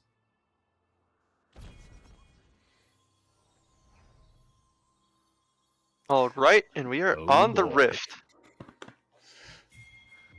Once Everybody, again, chat needs to give a hand to our producer, Mr. Hernandez Teaches, for these dope first-person shots and the floating health bars up there in the sky. Yeah, I love this. This really does remind me of like LCS production quality. We can already see these two teams opting in maybe to a 5-point. Still nothing fancy. One day, I'm hoping an invade comes in, but say that Pac-Man Monarch is walking up into Blue Side. That was a very aggressive move from the Graves, and not Loki Doki also dropping 2 a ward and a Zyra plant, which does damage Pac-Man Monarch. 20 gold on the side of Loki Doki, maybe make that 40. Pac-Man really does want that blue ward in, but here comes Piper Maru. Let's see if they have the CC to lock up Pac-Man. It's already going to be 2 autos. He might have to back as a result. Loki Doki getting 20 extra gold because of that money in the early game. Finally, we see something other than the bread and butter, 5-person like being spread out. So spicier early game coming at you from Triforce Tryhards. Yeah, I really want to see one of these tier 2 teams just go absolutely full send on level 1 strats. I want to see a top lane death brush. You go into the enemy top laners try brush while they're when they're on the red side. I want to see the bot lane, like a Jinx Zyra sitting in maybe the bot lane try brush of the blue side. Just something like that. If a tier 2 team would pull that out and start working on those strats, that would be absolutely incredible. Like, I would love to see that, so we know like they're the level 1 team. They're the one that's always doing something cheesy. Yep, that would be absolutely dope. I would love to see it. So if any of y'all are going back and watching this later, work on that. That'd be killer. Yeah, it'd be nice to have a team that's already full build at level 1. We see the long range poke coming in from 4leg. Spicy trade coming up in the top lane, and then Coach Dubs following up with a Q. This is going to be a close call. It's going to be a pretty even trade in the end, except for that Axe. Coach Dubs both taken so low. None of them have the Ignite, though, and Black Beetle, he's already looking pretty spicy in this Olaf pick. Yeah, for sure. In the Mordekaiser, dinged level 2 first, had the level 2 advantage and said, all right, I'm level 2, let's go. Olaf did hit level 2 shortly thereafter, but Olaf gets stronger the lower on health that he is. So as Coach Dubs was winning that fight early, Black Beetle was able to come back later because the Olaf getting stronger, attacks start to hit a little bit more, gets a little more life steal as the root comes through bot lane. Yep, Loki Doki taken slightly low with that root. He's been doing really well on this Jhin pick, using those 4th shots to get winning trades in his lane. We see Nixus also getting a lot of pressure down in the mid lane. Having a ranged versus melee matchup in the mid lane means that you are going to sacrifice some pressure early game, but we see Piper Maru attempting a gank onto Merlin. Merlin does not give anything though, takes Piper Maru down to 2/3. Really good response for the Jhin, keeping his cool and composure in that situation. But now Coach Dubs getting ganked by Pac-Man Monarch. The smokescreen already put in, right? This Mordekaiser Q does hit. I'm not sure if they have enough to kill him and make that a nope, but there's gonna be a pullback to the turret. Black Beetle taking 1 turret shot, but just a flash being expended by Coach Dubs. No kill yet. Yeah, it feels really bad not having the hard CC in that matchup with the Graves and the Olaf. You're basically hoping that you can run down the Mordekaiser enough. That is kind of the disadvantage of the comp here. No hard CC to really set up the Graves on these ganks, whereas Sejuani just sets up her own CC, right? So she's definitely going to have more targets for ganking. But as we saw in the bot lane, she tried to gank down onto that gen, maybe a little bit of an overcommit there. You dash in, you don't hit the knock up. Okay, then you just bail out after that, right? But all in all, things still relatively even. We have another. Here's the cage. Yep, Piper Maru forces the flash out of Jubilis. That is going to be the last amount of mana that Nixus has. So I think he has to teleport back in to his lane because he just used that last mana of his on that gank. And once again, it's just pretty, peaceful out here in the early game, relatively speaking. We only have a 400 gold lead on the side, but holy, is Jubilis about to? Okay, I thought there was lethal there for Jubilis because I saw the ignite, but looks like Nixus does have enough health to escape that solo kill attempt. Yeah, and Veigar can really just back and TP back to lane here and not really worry about too much. Infinitely scales, so it's like, okay, if you get a little bit behind early, not a big deal. If we get to the late game, then I could just cast 3 abilities and press the outplay button with the R key and instantly delete the gen. So if he wants to go ahead and back and TP, that'd be great. But we already have an early Drake and low health coming through from Pac-Man Monarch. Yeah, this is a sneak coming from Pac-Man. He has to had to dash out. Merlin, though, I know I'm not saying that perfectly. I might just call him Dave, but I think they're going to be the ones to finish off the Drake. Pac-Man does have the smite. It's going to be interesting to see if he flashes for this, but Merlin also taking very low. Valhalla back. They're not really sure that. Yeah, they didn't know that the Drake is being taken, but it's no matter because they use this opportunity to get the bot lane pushed out, and that's gonna be like relieving for Jinx and Zyra, having the to back and like get an item lead. So well played. Yeah, feels really bad they didn't get to crash it before they left, so Jhin is able to collect every single one of those minions, so kind of good heads-up play there for Merlin, able to call off that Drake attempt. It wasn't working out for him. They didn't have anybody to really tank it, and this early in the game, Dragon does a lot of damage, especially to a Jhin Vel'Koz. So with the Cloud Drake damage as well being amplified, so now being able to get back there and collect that, even though the Dragon take was a failed attempt, you still got all of that CS from the bot lane, didn't miss any of it, so it feels really good on the side of Triforce Tryhards. Yeah, you could also kind of see Pac-Man in the middle of taking that Drake. He was kind of like questioning himself, like, okay, this is a Cloud Drake, it's hitting me really, really hard. Is it really worth, me taking it? And I think it's props to him to say, okay, you know what, maybe this is not worth the take. I'm just gonna get out. We see that he's going to try doing it again though. This is gonna cost some CS for him as Sejuani is able to get that back off, but then Pac-Man is already taken down to half health. He's not able to 1v1 this Drake. He needs Merlin and Blues and Foreleg to come help him. And it is going to be the Vel'Koz on Drake taking duty. 7 minutes in. Now Foreleg's the one. Get it now. Yeah, wait, Pac is queued the wrong way there. The smite is going to secure the Drake, but after the second attempt and 8 minutes into the game, the Cloud Drake gets taken by Triforce Tryhards. Yeah, definitely applaud the effort trying to take the early Drake. It would have been much better on a champion like a Lee Sin, a Trundle, a Warwick would have done that much more easily. As remember, we have no flash on Jubilis. Yep, Piper Maru and Nixus trying to get onto Jubilis, but the Xin Zhao ultimate does not allow the range damage to come in for Jubilis. Nixus having the presence of mind to, keep the ult there, don't throw anything into the Xin Zhao shield. We see Coach Dubs still. None of the top laners have backed yet, by the way, and they're still at full health, relatively speaking. Black Beetle taken a little bit low in the mana department, but yeah, finally we see that Olaf given in and uses recall button to get back to base. Let's see what he buys, as now we see the gold statistics coming out. There's going to be very even for both teams, just a 100 gold lead for the side of Force tryhards. CS also looks pretty similar, except for the top lane department. Mordekaiser with 300 gold, 400 gold lead there. Jungle's pretty similar as well, just 100 gold lead in the favor of Pac-Man. And slight leads in mid and in bot. So this is looking pretty good, if I may say so, for Valhalla back. Ooh, as we see Blueside capping the Merlin. Merlin with the 4th shot. Blueside having to heal it out.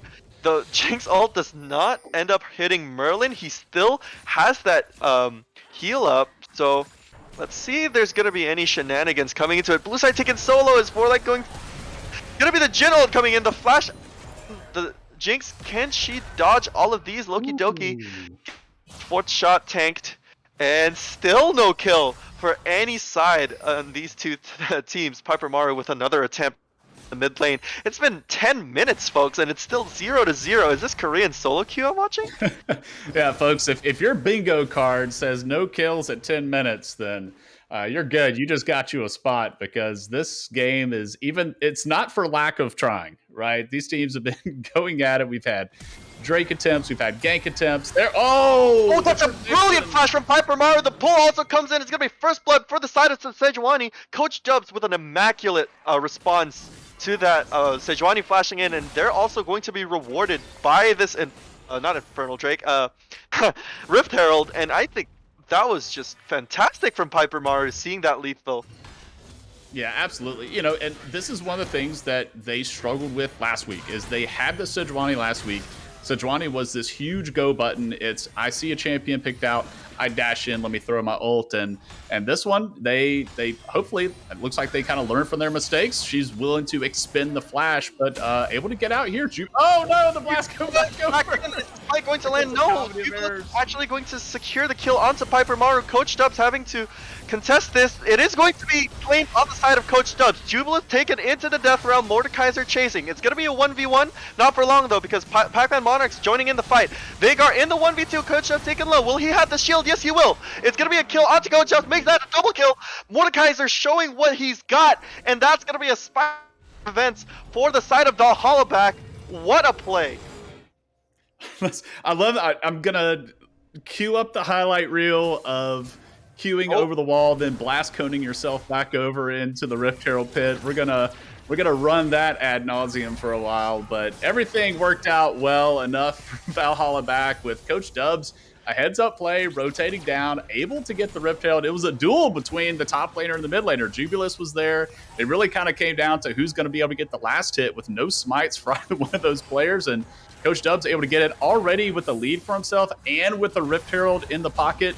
That feels really bad for Black Beetle. And so we'll see how they're going to play around this Rift Herald. I'm wondering if we're going to see Pac-Man Monarch maybe spend some extra attention here on the top side to try to prevent that Rift Herald from getting too much damage done. That was so, like, 5-head from Piper Maru. It's almost as if she knows, like, wait, if I go back in, we're going to get the double kill. So I'm just going to do it. And, like, it's going to look like a mistake, but in reality, like, I know. Oh, the into stun the comes cage. in.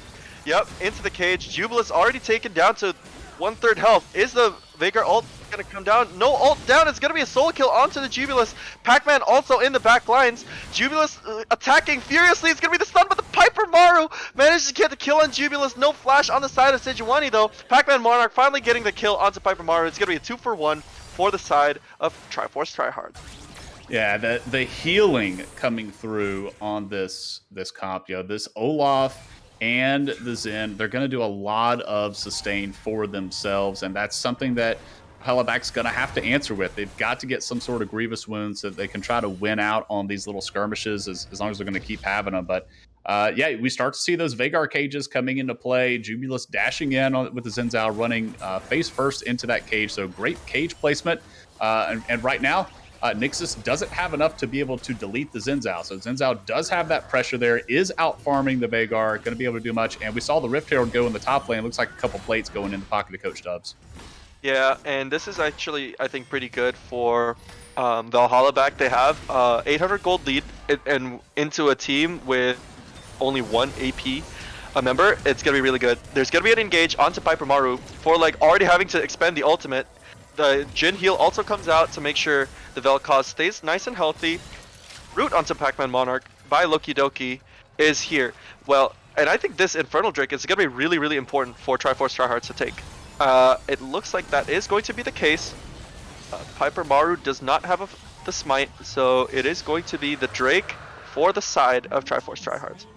Yeah, it feels bad for these bot laners. Look at the bot lanes and the support. They're all four of them sitting at 0-0-0, and the rest of the team is like, "What are y'all doing down there?" Like we're banging it out the rest of the map. You know, we've got Rift Herald fights going, 2v3s. We got 2v2s in the bot river, and bot laners are just farming it up. 0-0-0 bot and support, and this was the lane that we have both of these mages, and again. I've said this before, it's not for lack of trying. Like, they're definitely trading back and forth, but just no kills going the way of either bot lane duo. I'm interested to see who's going to get it first. Yeah, and we see the Mountain Drake is going to be the soul this game. It's going to be very important for both teams to take, because it just guarantees that much more safety for Blue Sai, and for the side of Triforce Tryhards, it means that they can propel themselves to the Elder earlier, deny some objectives for the side of Valhalla back. Piper Maru hopping over the wall, trying to get something onto Jubilus, but there's nothing doing. Coach Dubs, I think he's pretty strong right now. He has that Bramble Vest to deny the healing from Black Beetle if it does come down to an auto V like match. And with the Eclipse being picked up for the side of Jubilus, it's a really good item to opt into for like an anti-heal item, but we have seen anti-heal items get tagged, especially on patch 12.11. So regardless, I think this is going to be really good for the side of Triforce Tryhards. Yeah, absolutely. You know, and we'll see what sort of work this Bramble Vest could do. I do think it's a smart purchase regardless. You know, you've got you're going to end up having triple healing come down. I'm going to assume that the Graves would go Shield Bow, but he could be going Lethality. We have double Longsword in the inventory right now, so it could be a Lethality Graves. But you know, Shield Bow is also an option, as we do have first tower going down top lane. Yep, good use to that excess pressure by Coach Dubs. He knows he's got a winning lane into the Olaf. He's maximizing it to its full potential. That first Drake is going to buy a lot of gold for Valhalla back, and it's going to help them, especially during that take for the third Drake. All right, we have the gold numbers coming in. The gold lead is now had by Mordekaiser with 6,500 gold. In second place, it is going to be a very close tie between the Jin and the Sejuani, each at 5,100 gold. Make that the Jin. Pac-Man is also 5,100 gold. And followed up closely by Jubilus at 4,900. But one thing I do see is there's not a lot of gold disparity. Piper Maru coming down with a gank on the bot side. Merlin already using the stun. Stun from the Sejuani is going to tag foreleg. Piper Maru already going legendary. Blue Sai is going to start auto-attacking. The W doesn't land, but here comes Pac-Man Monarch. Piper Maru is pretty beefy though. Not sure if this is going to happen, but Merlin flashes forward with the last auto. Maru's taken 100 health. Merlin has already slain Piper Maru, and now the Jin ult to finish off the fight. That's got to be a double kill for Merlin. Wow, they held their composure so well. They thought it was going to be a losing fight after they initially lost but wow, talk about, you know, execution. Yeah, this is the difference between the Jinx and the Tristana. Yeah, the Tristana ban came through because the Tristana is going to more easily follow up on those Sejuani engages. As we did see the Vel'Koz ultimate get unleashed, Sejuani ult comes through to cancel it, which was great, right? You stifle that ultimate that's going to come down and do a lot of damage. You get the kill on Vel'Koz, but then you don't have that very quick chase coming through. That, you know, you do have the Jinx getting sped up, but Tristana is able to jump in and then continue to get the the gap closing resets there. Whereas Jinx just has to run, and we had Pac-Man Monarch coming in with the cutoff. So a great rotation down from the Triforce Tryhards jungler to be able to answer that gank with the counter gank, and everything falls in favor of them. But in the meantime, second Rift Herald is going to go by way of Valhalla back. Yeah, and Piper Maru already knows that top lane is a winning lane for them. That's why they're using this excess pressure to try to get the Rift Herald. What I'm concerned with, though, is that even if they get this Rift Herald, they might not be able to contest this Drake. We see now a 2v1 gank happening on the top side. Piper Maru already trying to get Black Beetle. Cannot be disarmed though. Black Beetle taken low. He's still unstoppable, but Coach Dubs is now on the killing spree. Is this going to be a split push Mordekaiser coming down? I mean, if you're winning the lane that hard, I would say why not? You know, and even if somebody does come to gank you, you know, you find yourself in a 1v2, you just ult one of them and instantly make it a 1v1. So I think it's fine. You know, even though the Mordekaiser passive does really work well. Yep, TP coming in from Mordekaiser though. Jubilus already in the back lines. Oh, they're taken really low. That's gonna be a massive Jin grenade. 2 kills already with the shutdown. Piper Maru taken very low. The Ignite also taken down. Make that a triple kill for the Jin. Jubilus in the back line.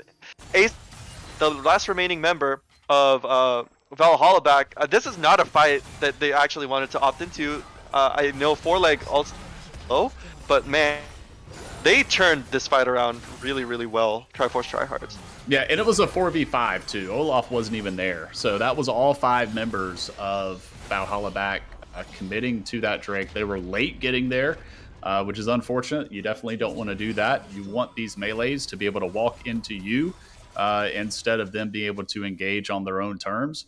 And that's what they're able to do. They're able to bring everybody in and kind of pick them apart, bundle them up. And with those bodies all standing in front of the Jin, it kept Sejuani from being able to get there and you know, kind of do work. You also weren't able to get Mordekaiser on that back line. Mordekaiser does have Flash. I wonder if he'd be worth, you know, expending a Flash ultimate onto the Jin to be able to take him out of that fight and allow the rest of your team to try and clean up. Yeah, I think, you know, Mordekaiser, Piper Maru, and the others, they just didn't have enough time to get like good ultis off, and that Jin grenade was so clutch. I mean, it bounced off of 2 people and executed like Coach Dubs, and I believe it was Nixus, like immediately after it came out. So really good timing for Merlin. We do see the Rift Herald being placed on bot. There is going to be an objective bounty on it, which has been claimed. Let's see if they can get a second charge from Shelly. Merlin already responding in the bot lane though. Alright. Yep. It's going to be a really good Rift Herald. The fight already happening in the top lane. Black Beetle manages to take down Coach Dubs. He almost had the opportunity to take down Jubilus though, but I think Jubilus, with that last tick of health, manages to survive the Death Realm. And now, you know, this game used to be really even, but in 5 or 6 minutes, Triforce Tryhards have shown that they can just turn games around like really quickly. Yeah, I believe that Coach Dubs dropped the Mordekaiser ultimate onto Jubilus there, and so Black Beetle was just kind of chasing along and was waiting for him when he came out. So definitely well played there. He nearly pulled off the 1-for-1, getting the kill on Jubilus, but I believe he did have that Zen ult. But he also had the Ignite still for Zen. So not even all summoners expend there and still be able to pull out the 1-for-0. Piper Maru going in solo onto the Olaf. I don't believe you're going to win as level 11 into level 13. Yeah, I think Olaf believes that there's going to be follow-up, which incidentally is not the case. The ultimate from Sejuani already expended. Let's see if there's going to be a Baron take here, because all 4 members of Triforce Tryhards, they're looking to get vision down on this pit. Loki Doki taken a little bit low from poke from the Vel'Koz. Looks like they're just like grandstanding though. No real commitments to the Baron yet. Instead, they opted to push in the mid lane. And, you know, in a minute 35, that's going to be the Drake Soul for Triforce Tryhards if Piper Maru can't steal it. And this is going to be... I'm starting to get worried because Valhalla back needs something to get back into this game. They need that last Drake to stop the train, incidentally, which also happened last week. And Coach Dubs, you need to pull that Jin in. He does not have the QSS. Yeah, he's kind of wandering around right now. This is the same thing we saw last week when he was on the Alawi. Kind of leaving the top lane and kind of sitting in the jungle and maybe looking to group up to fight mid. And he's just so strong in the 1v1.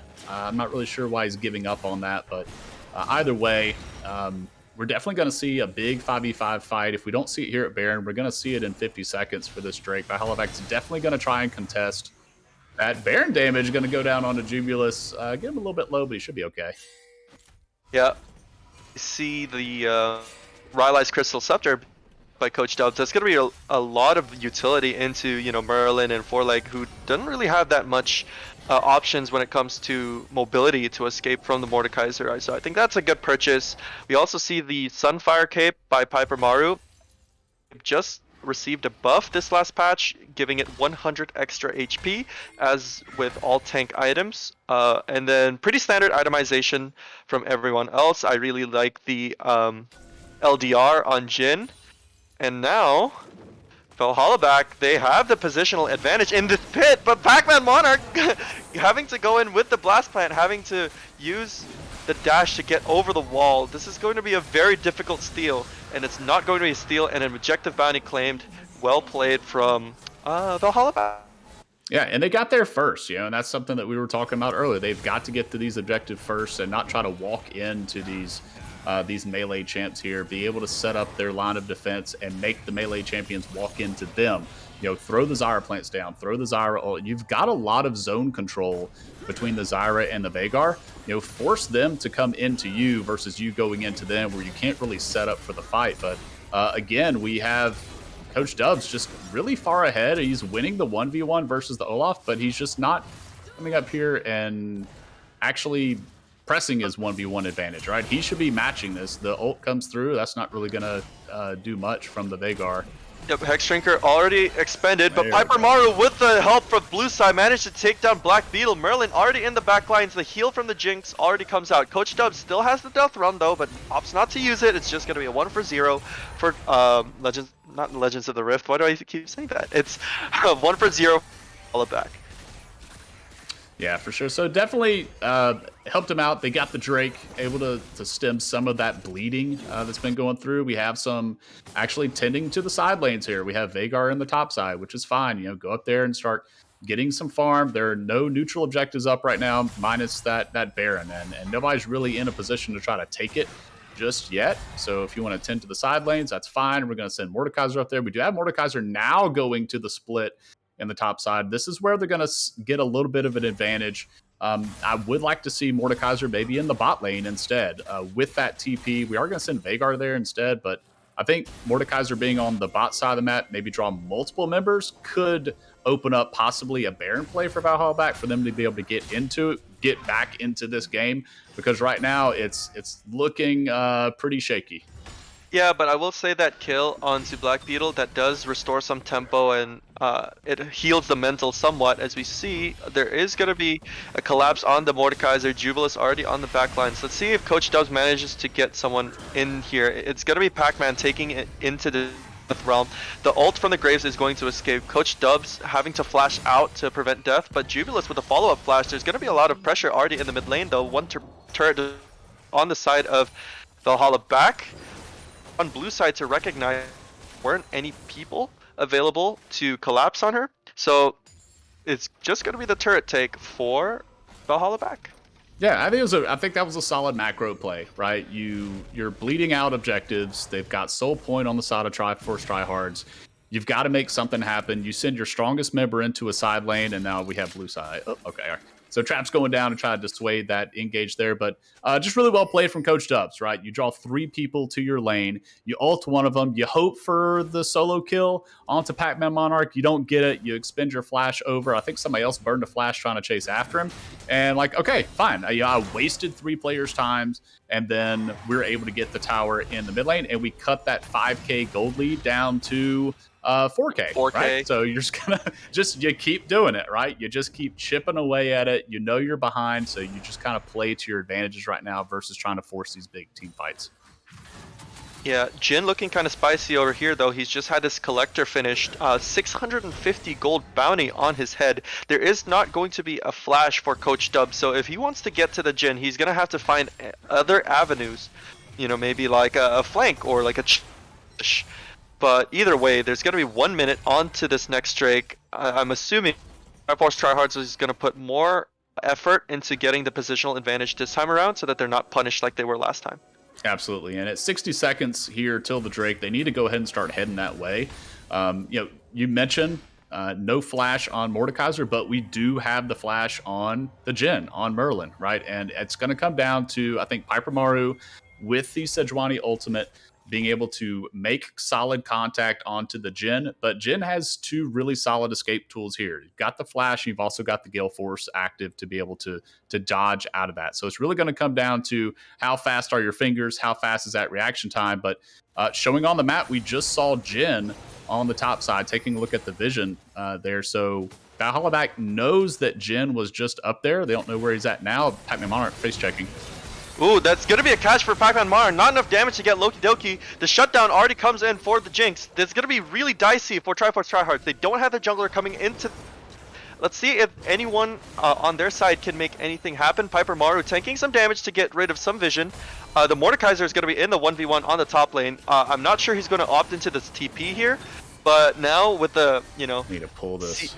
Yeah, they need to pull this. With a smiteless side for Triforce Tryhards, it's all up to Piper Maru and on her side to not get poked out.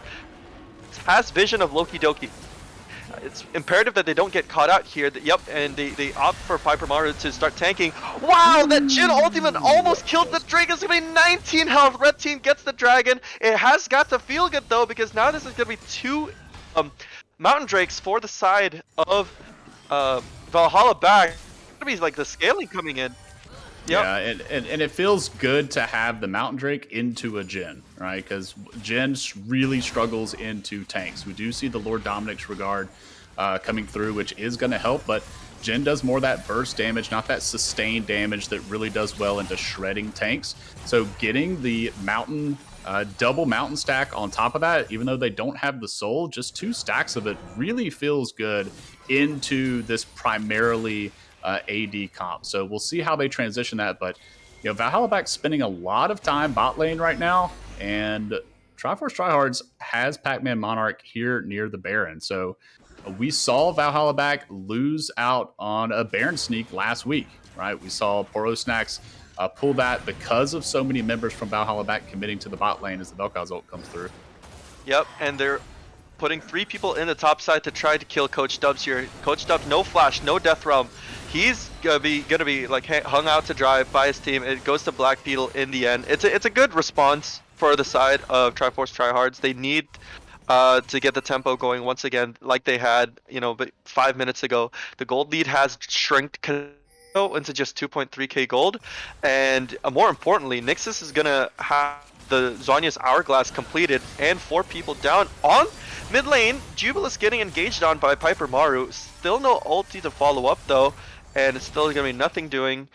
They do opt into the top push. Are able to get the inhib turret here. I don't think they will be able to. Recalls are already on the way for Valhalla Back. Yeah, it's a sneaky little, you know, interrupt there by Jubileus. Piper Maru not able to follow up after that.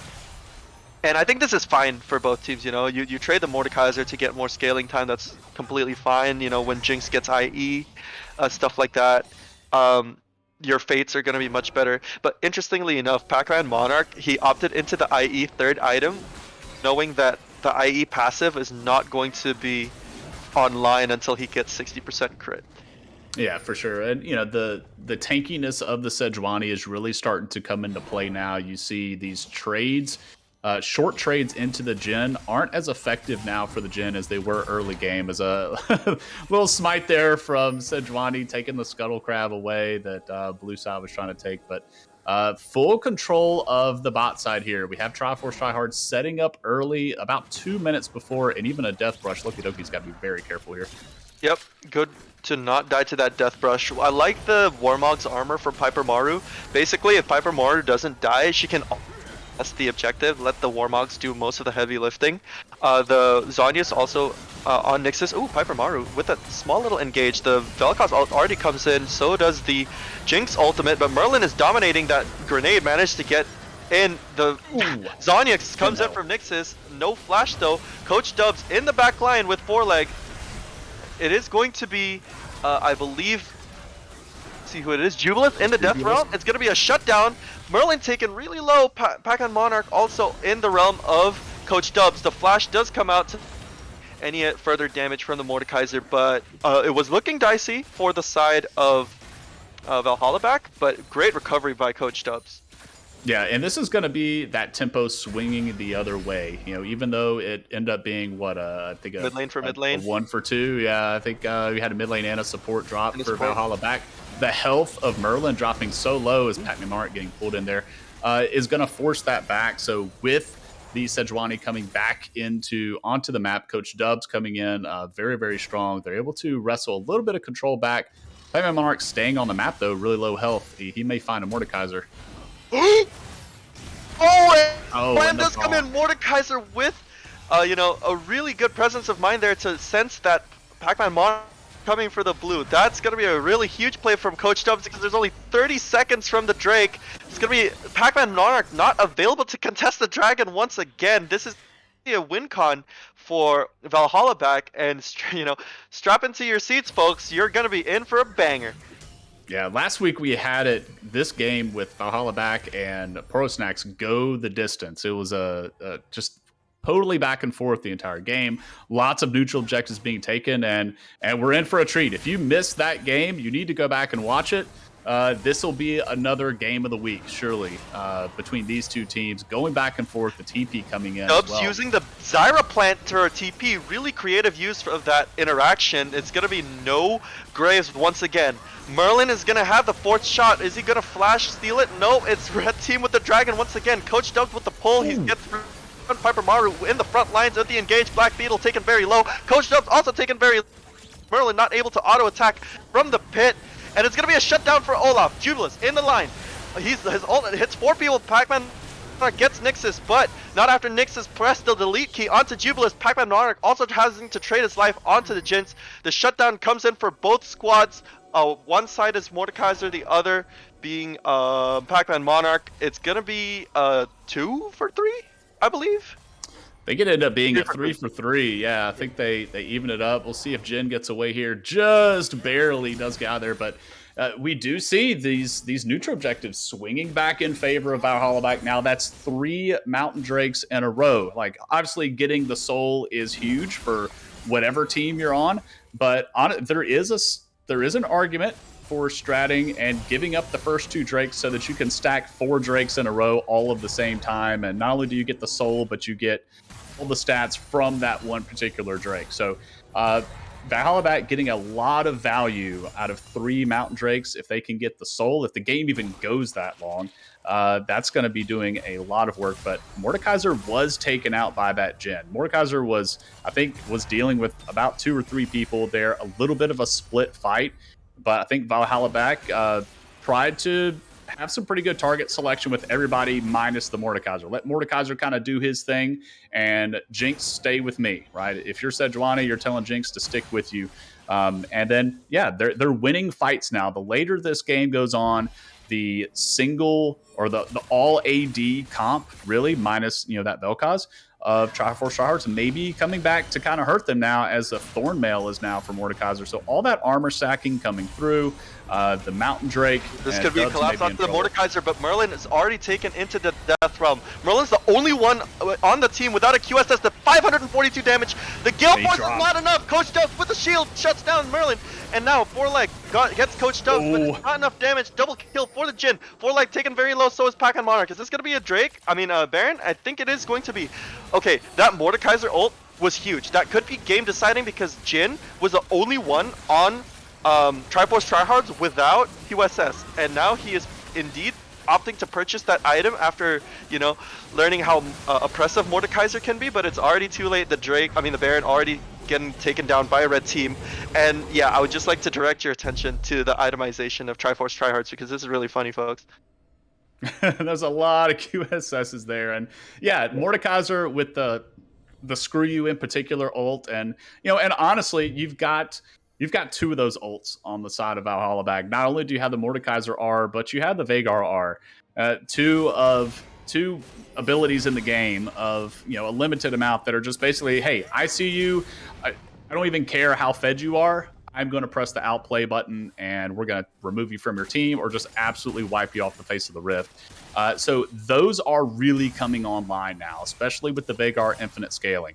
So obviously, we do have a slight gold lead now for Valhalla back at 800 gold. Game's not over, right? This is Triforce Shards have shown they can do damage. Obviously, it's getting tougher because of the armor stacking coming through, but this is by no means a done and dusted game, right? They've still got to play smart. Triforce Tryhards still has a way, an avenue back into this, but Valhalla back definitely feeling some confidence now after winning a couple of those team fights. Absolutely. They're also going to have the Baron buff available for this next team fight. It is also going to buff some of their stats coming into the fight. So all of these QSSs and all of the armor in the world is not going to make up for the fact that you have that Baron buff. Ronnie is finally able to contest this last Drake. There's going to be 50 seconds left. For like having to flash out preemptively, that's going to be an engage onto Merlin. Merlin doesn't already like have his QSS, so if communication is good, they're going to communicate to the Mordekaiser, hey, look, this Jhin, he has no QSS. You should pull him into the Death Realm like he did before, and he's going to be SOL. So this is really good on Valhalla back to catch out Forlag, even though he still had the flash.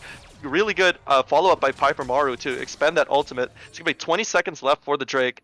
Positional advantage in the favor of Valhalla back. Yes, still 15 seconds for this. It's definitely come down to a coin flip 50-50. It looks like Coach Dubs is going to run on defense duty. Pac-Man Monarch, he's got the red elixir burning. It looks like he's ready to fight this. We could look for a steal here. Yep. Hopefully Valhalla Back's going to peel this out. Merlin backed to base for something, though. He is going to sprint as fast as he can onto the Drake pit. Valhalla back, they want to pull out this Drake. They want to minimize the chances of a steal happening. The Jhin ult comes down. It's going to be 1,000, and the Drake already taken down by red team. Black Beetle in the pit. Nothing doing. Piper Maru with a small engage. Jubilus to try to prevent.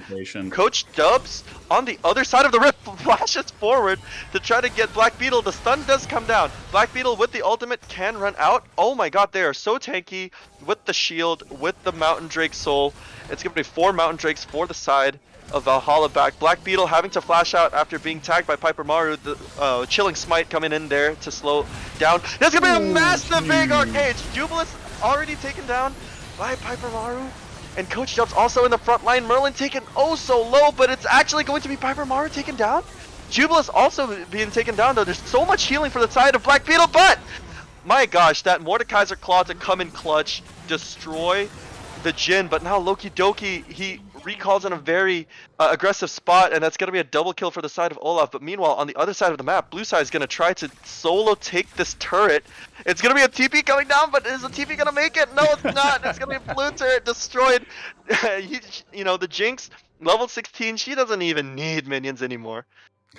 Yeah, definitely some split calls there from the side of Valhalla back. They got the Mountain Soul. Everything's feeling good. Piper Maru goes in just south of the Dragon Pit. Everybody else is cutting up north. Sounds like the call was maybe go push some waves. We have Coach Dubs flashing over the wall back into the fight. Meanwhile, we have a 5v4 breaking out in the bot lane, but Blue Sai is nowhere to be found. He's trying to push a mid lane. Then he runs over to top side to take a tower. So I would imagine that fight may have gone a little bit differently had Valhalla back had their ADC with them. So definitely split comms, something that Valhalla back can work on. But huge props to Triforce Tryhards for committing into that fight, even after losing the Drake Soul, recognizing we have a numbers advantage, we can split them up. And then you have these just really annoying melee drain tanks on the side of Triforce Tryhards with the Olaf, with the Xin Zhao. They can absorb a lot of that damage that's coming through, especially because they didn't have the Jinx from Valhalla back. So great answer from Triforce Tryhards. Yeah, you lost the Mountain Soul, but you really made the best of it, opened up an inhib in the mid lane. That could be a potential target here if Valhalla back commits way too many to a side lane. Yeah, this is going to be a very late game team fight now. We've seen, level 18, level 17 on everyone here. It's going to be the 43rd minute. So if anyone has, Gathering Storm, that rune is going to be ultra super turbocharged right now. We see the Baron coming up in 25 seconds. I think positional advantage is going to be held by Valhalla back once again. They've got a lot of pressure down in the top lane. Coach Dubs already taken down the blue buff, denying Pac-Man that buff. And, think both sides are just throwing as many spells as possible to try to shove in the mid lane, as we see Pac-Man getting slightly taken down by Nixus. He is going to have a little bit of lifesteal available from the Eclipse to stave off some HP loss there. I want to see if Valback wants to opt in for a fight, or if they want to opt in for a Baron take, as we see Pac-Man Monarch like running up, being taken down by Merlin. Merlin does not have the Gale Force anymore. Pac-Man Monarch on the backside. Blue side also on the backside. Merlin taken pretty low. Pac-Man Monarchs, he has the GA though. The stun is going to finalize the kill. Piper Maru is going to tank those Jhin ultis. And Jubilus is going to 1v1 on blue side. Oh my gosh. Such a nuanced fight. We see Black Beetle 1v1ing Coach Dubs in the top lane. It is going to look like the Olaf is going to die. Yup, it's going to be a shutdown for the Mordekaiser. Use this extra pressure to try to pressure the Baron now. Yeah, absolutely. And they're not getting any vision. They're kind of, just kind of stand out mid lane. Blue side really dancing on a knife's edge there, separating himself from the team, blast coning over the wall to try to rain some damage down. He was pincered between all 4 members of Triforce Tryhard. So really lucky he escaped with his life there. The GA for Pac-Man Monarch really coming in clutch, being able to extend that fight to allow the Jhin to be able to rain more damage down.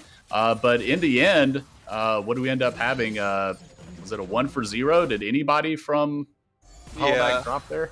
Yeah, I think it's just a 1-for-0. My gosh, Merlin critting for 1,500 on those minions.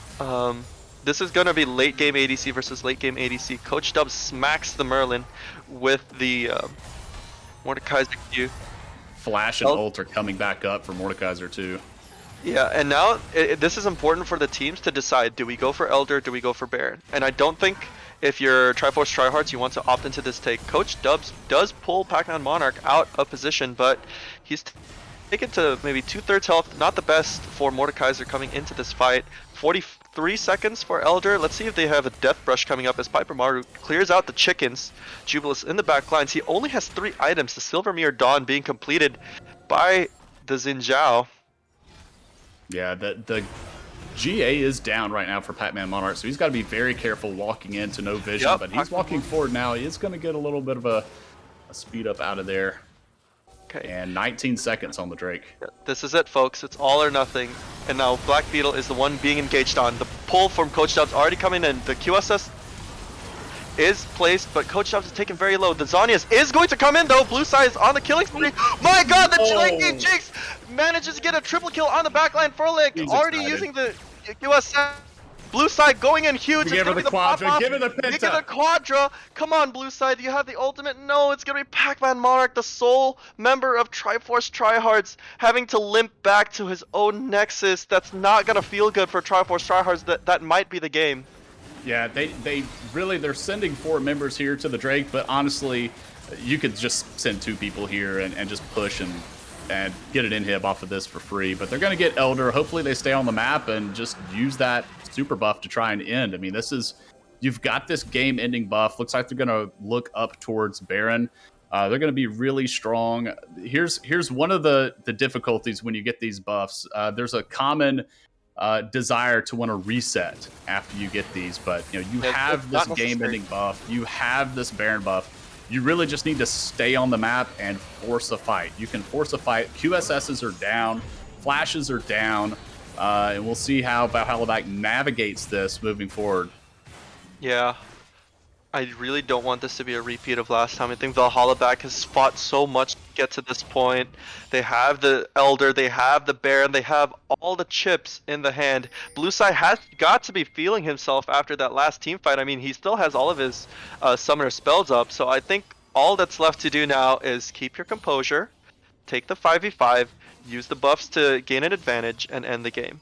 It's already been 48 minutes, folks. I'm starting to get hungry here. I would like to eat some dinner. Come on, Triforce Tryhards. Let's see. I was just going to say there's not a lot of wave clear on the side of Triforce Tryhards short of the Vel'Koz, right? Jhin does not have great wave clear, so if Valhalla wanted to play this slow, they really could. Jubilus dashes over the wall. Great use of that passive, but he gets blown up by Nixus. The Vel'Koz ultimate is going to seal it, but Sorry, not the Vel'Koz, the Veigar, but it's gonna be a shutdown. Merlin using the Gale Force to close the distance. It is a 4-for-4. I think it's still in favor of not Triforce. Yeah, Valhalla back. Valhalla Yeah, back they because- still got their super because- buffs here. Yeah, it is a minion for minion for like having to flash out Pac-Man Monarch, having to deal with the Mordekaiser, but Mordekaiser already shuts down the Graves.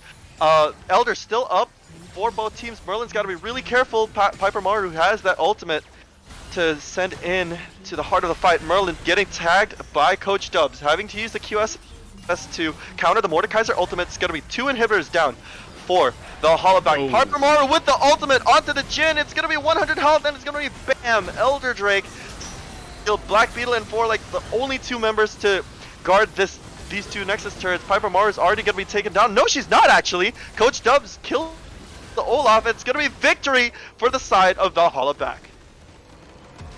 Wow. Wow. And just so many really cool plays there at the end for Triforce Tryhards. I really want to point out that Jubilus dash over to the Veigar. He connected with the poke from the Xin Zhao and then walked around so that when he connected with the dash to him, he would bypass the Veigar cage. Just really, really slick play there. And he would have won the 1v1 if not for the Elder Dragon buff on the side of Veigar. And then Merlin coming up on the Jhin with the Gale Force to try to get that execute. And I take that, right, as Triforce Tryhards.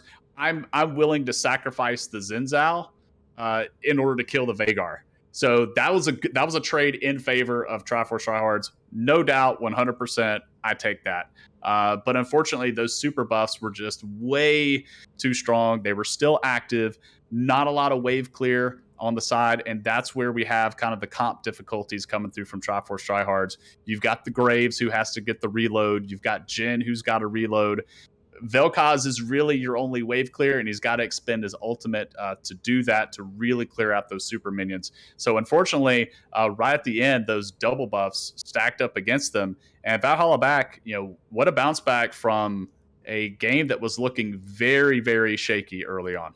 Yeah, and I think Triforce Tryhards, they wanted the extended mags on Graves and Jhin, but unfortunately 2 and 4 bullets is all you get, I think they just ran out of time. If they secure the Drake Soul much earlier in the game, if they wanted a chance of standing up to it, but it's kind of unfortunate. Pac-Man just kept getting caught right before the Drake spawn and made it so easy for Sejuani to come in and just take those objectives. And we see heartbreakingly on one of the objectives that Jhin 4th shot took the Drake down to 19 health.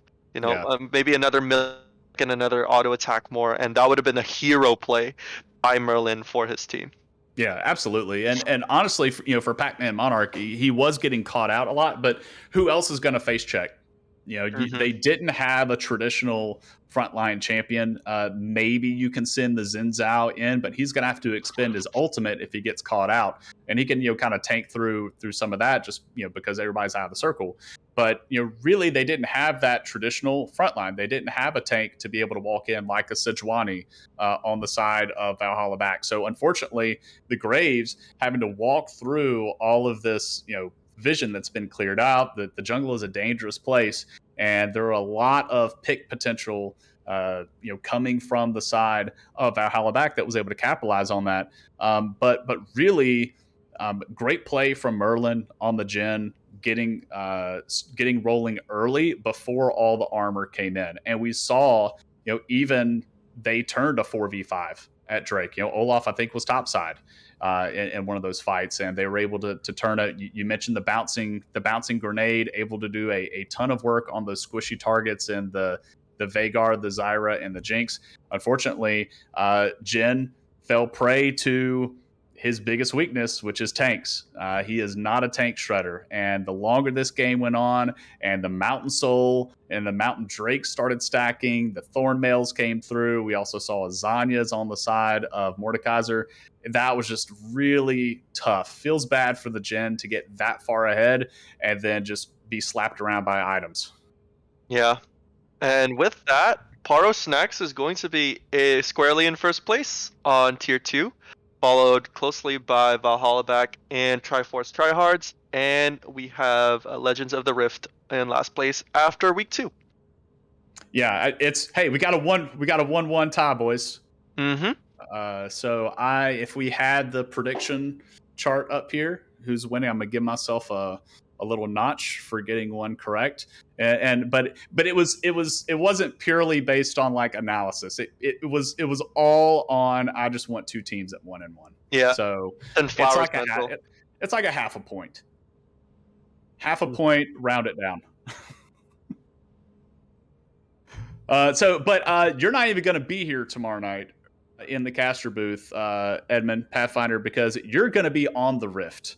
Absolutely. We will be watching you tomorrow night on the Rift because we have an absolute awesome night of more League of Legends action with our Tier 1 Coach Rivals teams going at it tomorrow night. Pathfinder, you got any spicy banter for us going into tomorrow night? Nope. I just wish I'm able to entertain you guys as much as these fine folks have from Tier 2 tonight. Thanks so much for watching, folks. Should we do the sponsor cards now? Oh, yeah, absolutely. So we want to remind everybody that who we are. If you're just tuning in, maybe somebody sent you a link and say, hey, check me out, I'm playing tonight, or my coach is playing, and you're a student, you're tuning in. We are Coach Rivals. We're a collection, a community of current and former Scholastic esports coaches and directors, from high school space, from collegiate space, who are all come together to really make a difference in the Scholastic esports space. And through that, we have partnered with a lot of other organizations and just groups that share our vision, and share our goal for wanting to improve the space. So we do want to thank our partners who really help make all of this happen. First, we think they're providing several grants to our competitors this summer for participating in team building surveys. So if any players are listening, make sure you get your surveys done. We want a special shout out to Esports Gear, who has designed our ridiculously awesome summer jerseys. And a portion of those sales go to our nonprofit, the Phoenix Gaming Foundation. Our Patreon server and our Twitch subscribers, your donations go straight to the nonprofit funds as well. We can't leave out Gwoop. Gwoop is just an all-around great training tool for pregame and postgame for your esports teams. And also love to promote the Games and Online Harassment Hotline. It is a free text message-based confidential emotional support hotline for gamers. If you're experiencing toxicity or need help with your own in-game tilt, you can reach out to them to chat. And with that, for Mr. Hernandez Teaches in the production booth, for Pathfinder, who is going to be joining us on the T1 game night tomorrow night, I am Neshama. We will see you tomorrow night for some Tier 1 action. Don't forget to like, comment, subscribe. If you are feeling especially generous today, hit us with that Twitch Prime. If not, just a normal sub. We want to thank also Lirazel for having gifted us so many subs. And yeah, we'll continue action on the Rift tomorrow.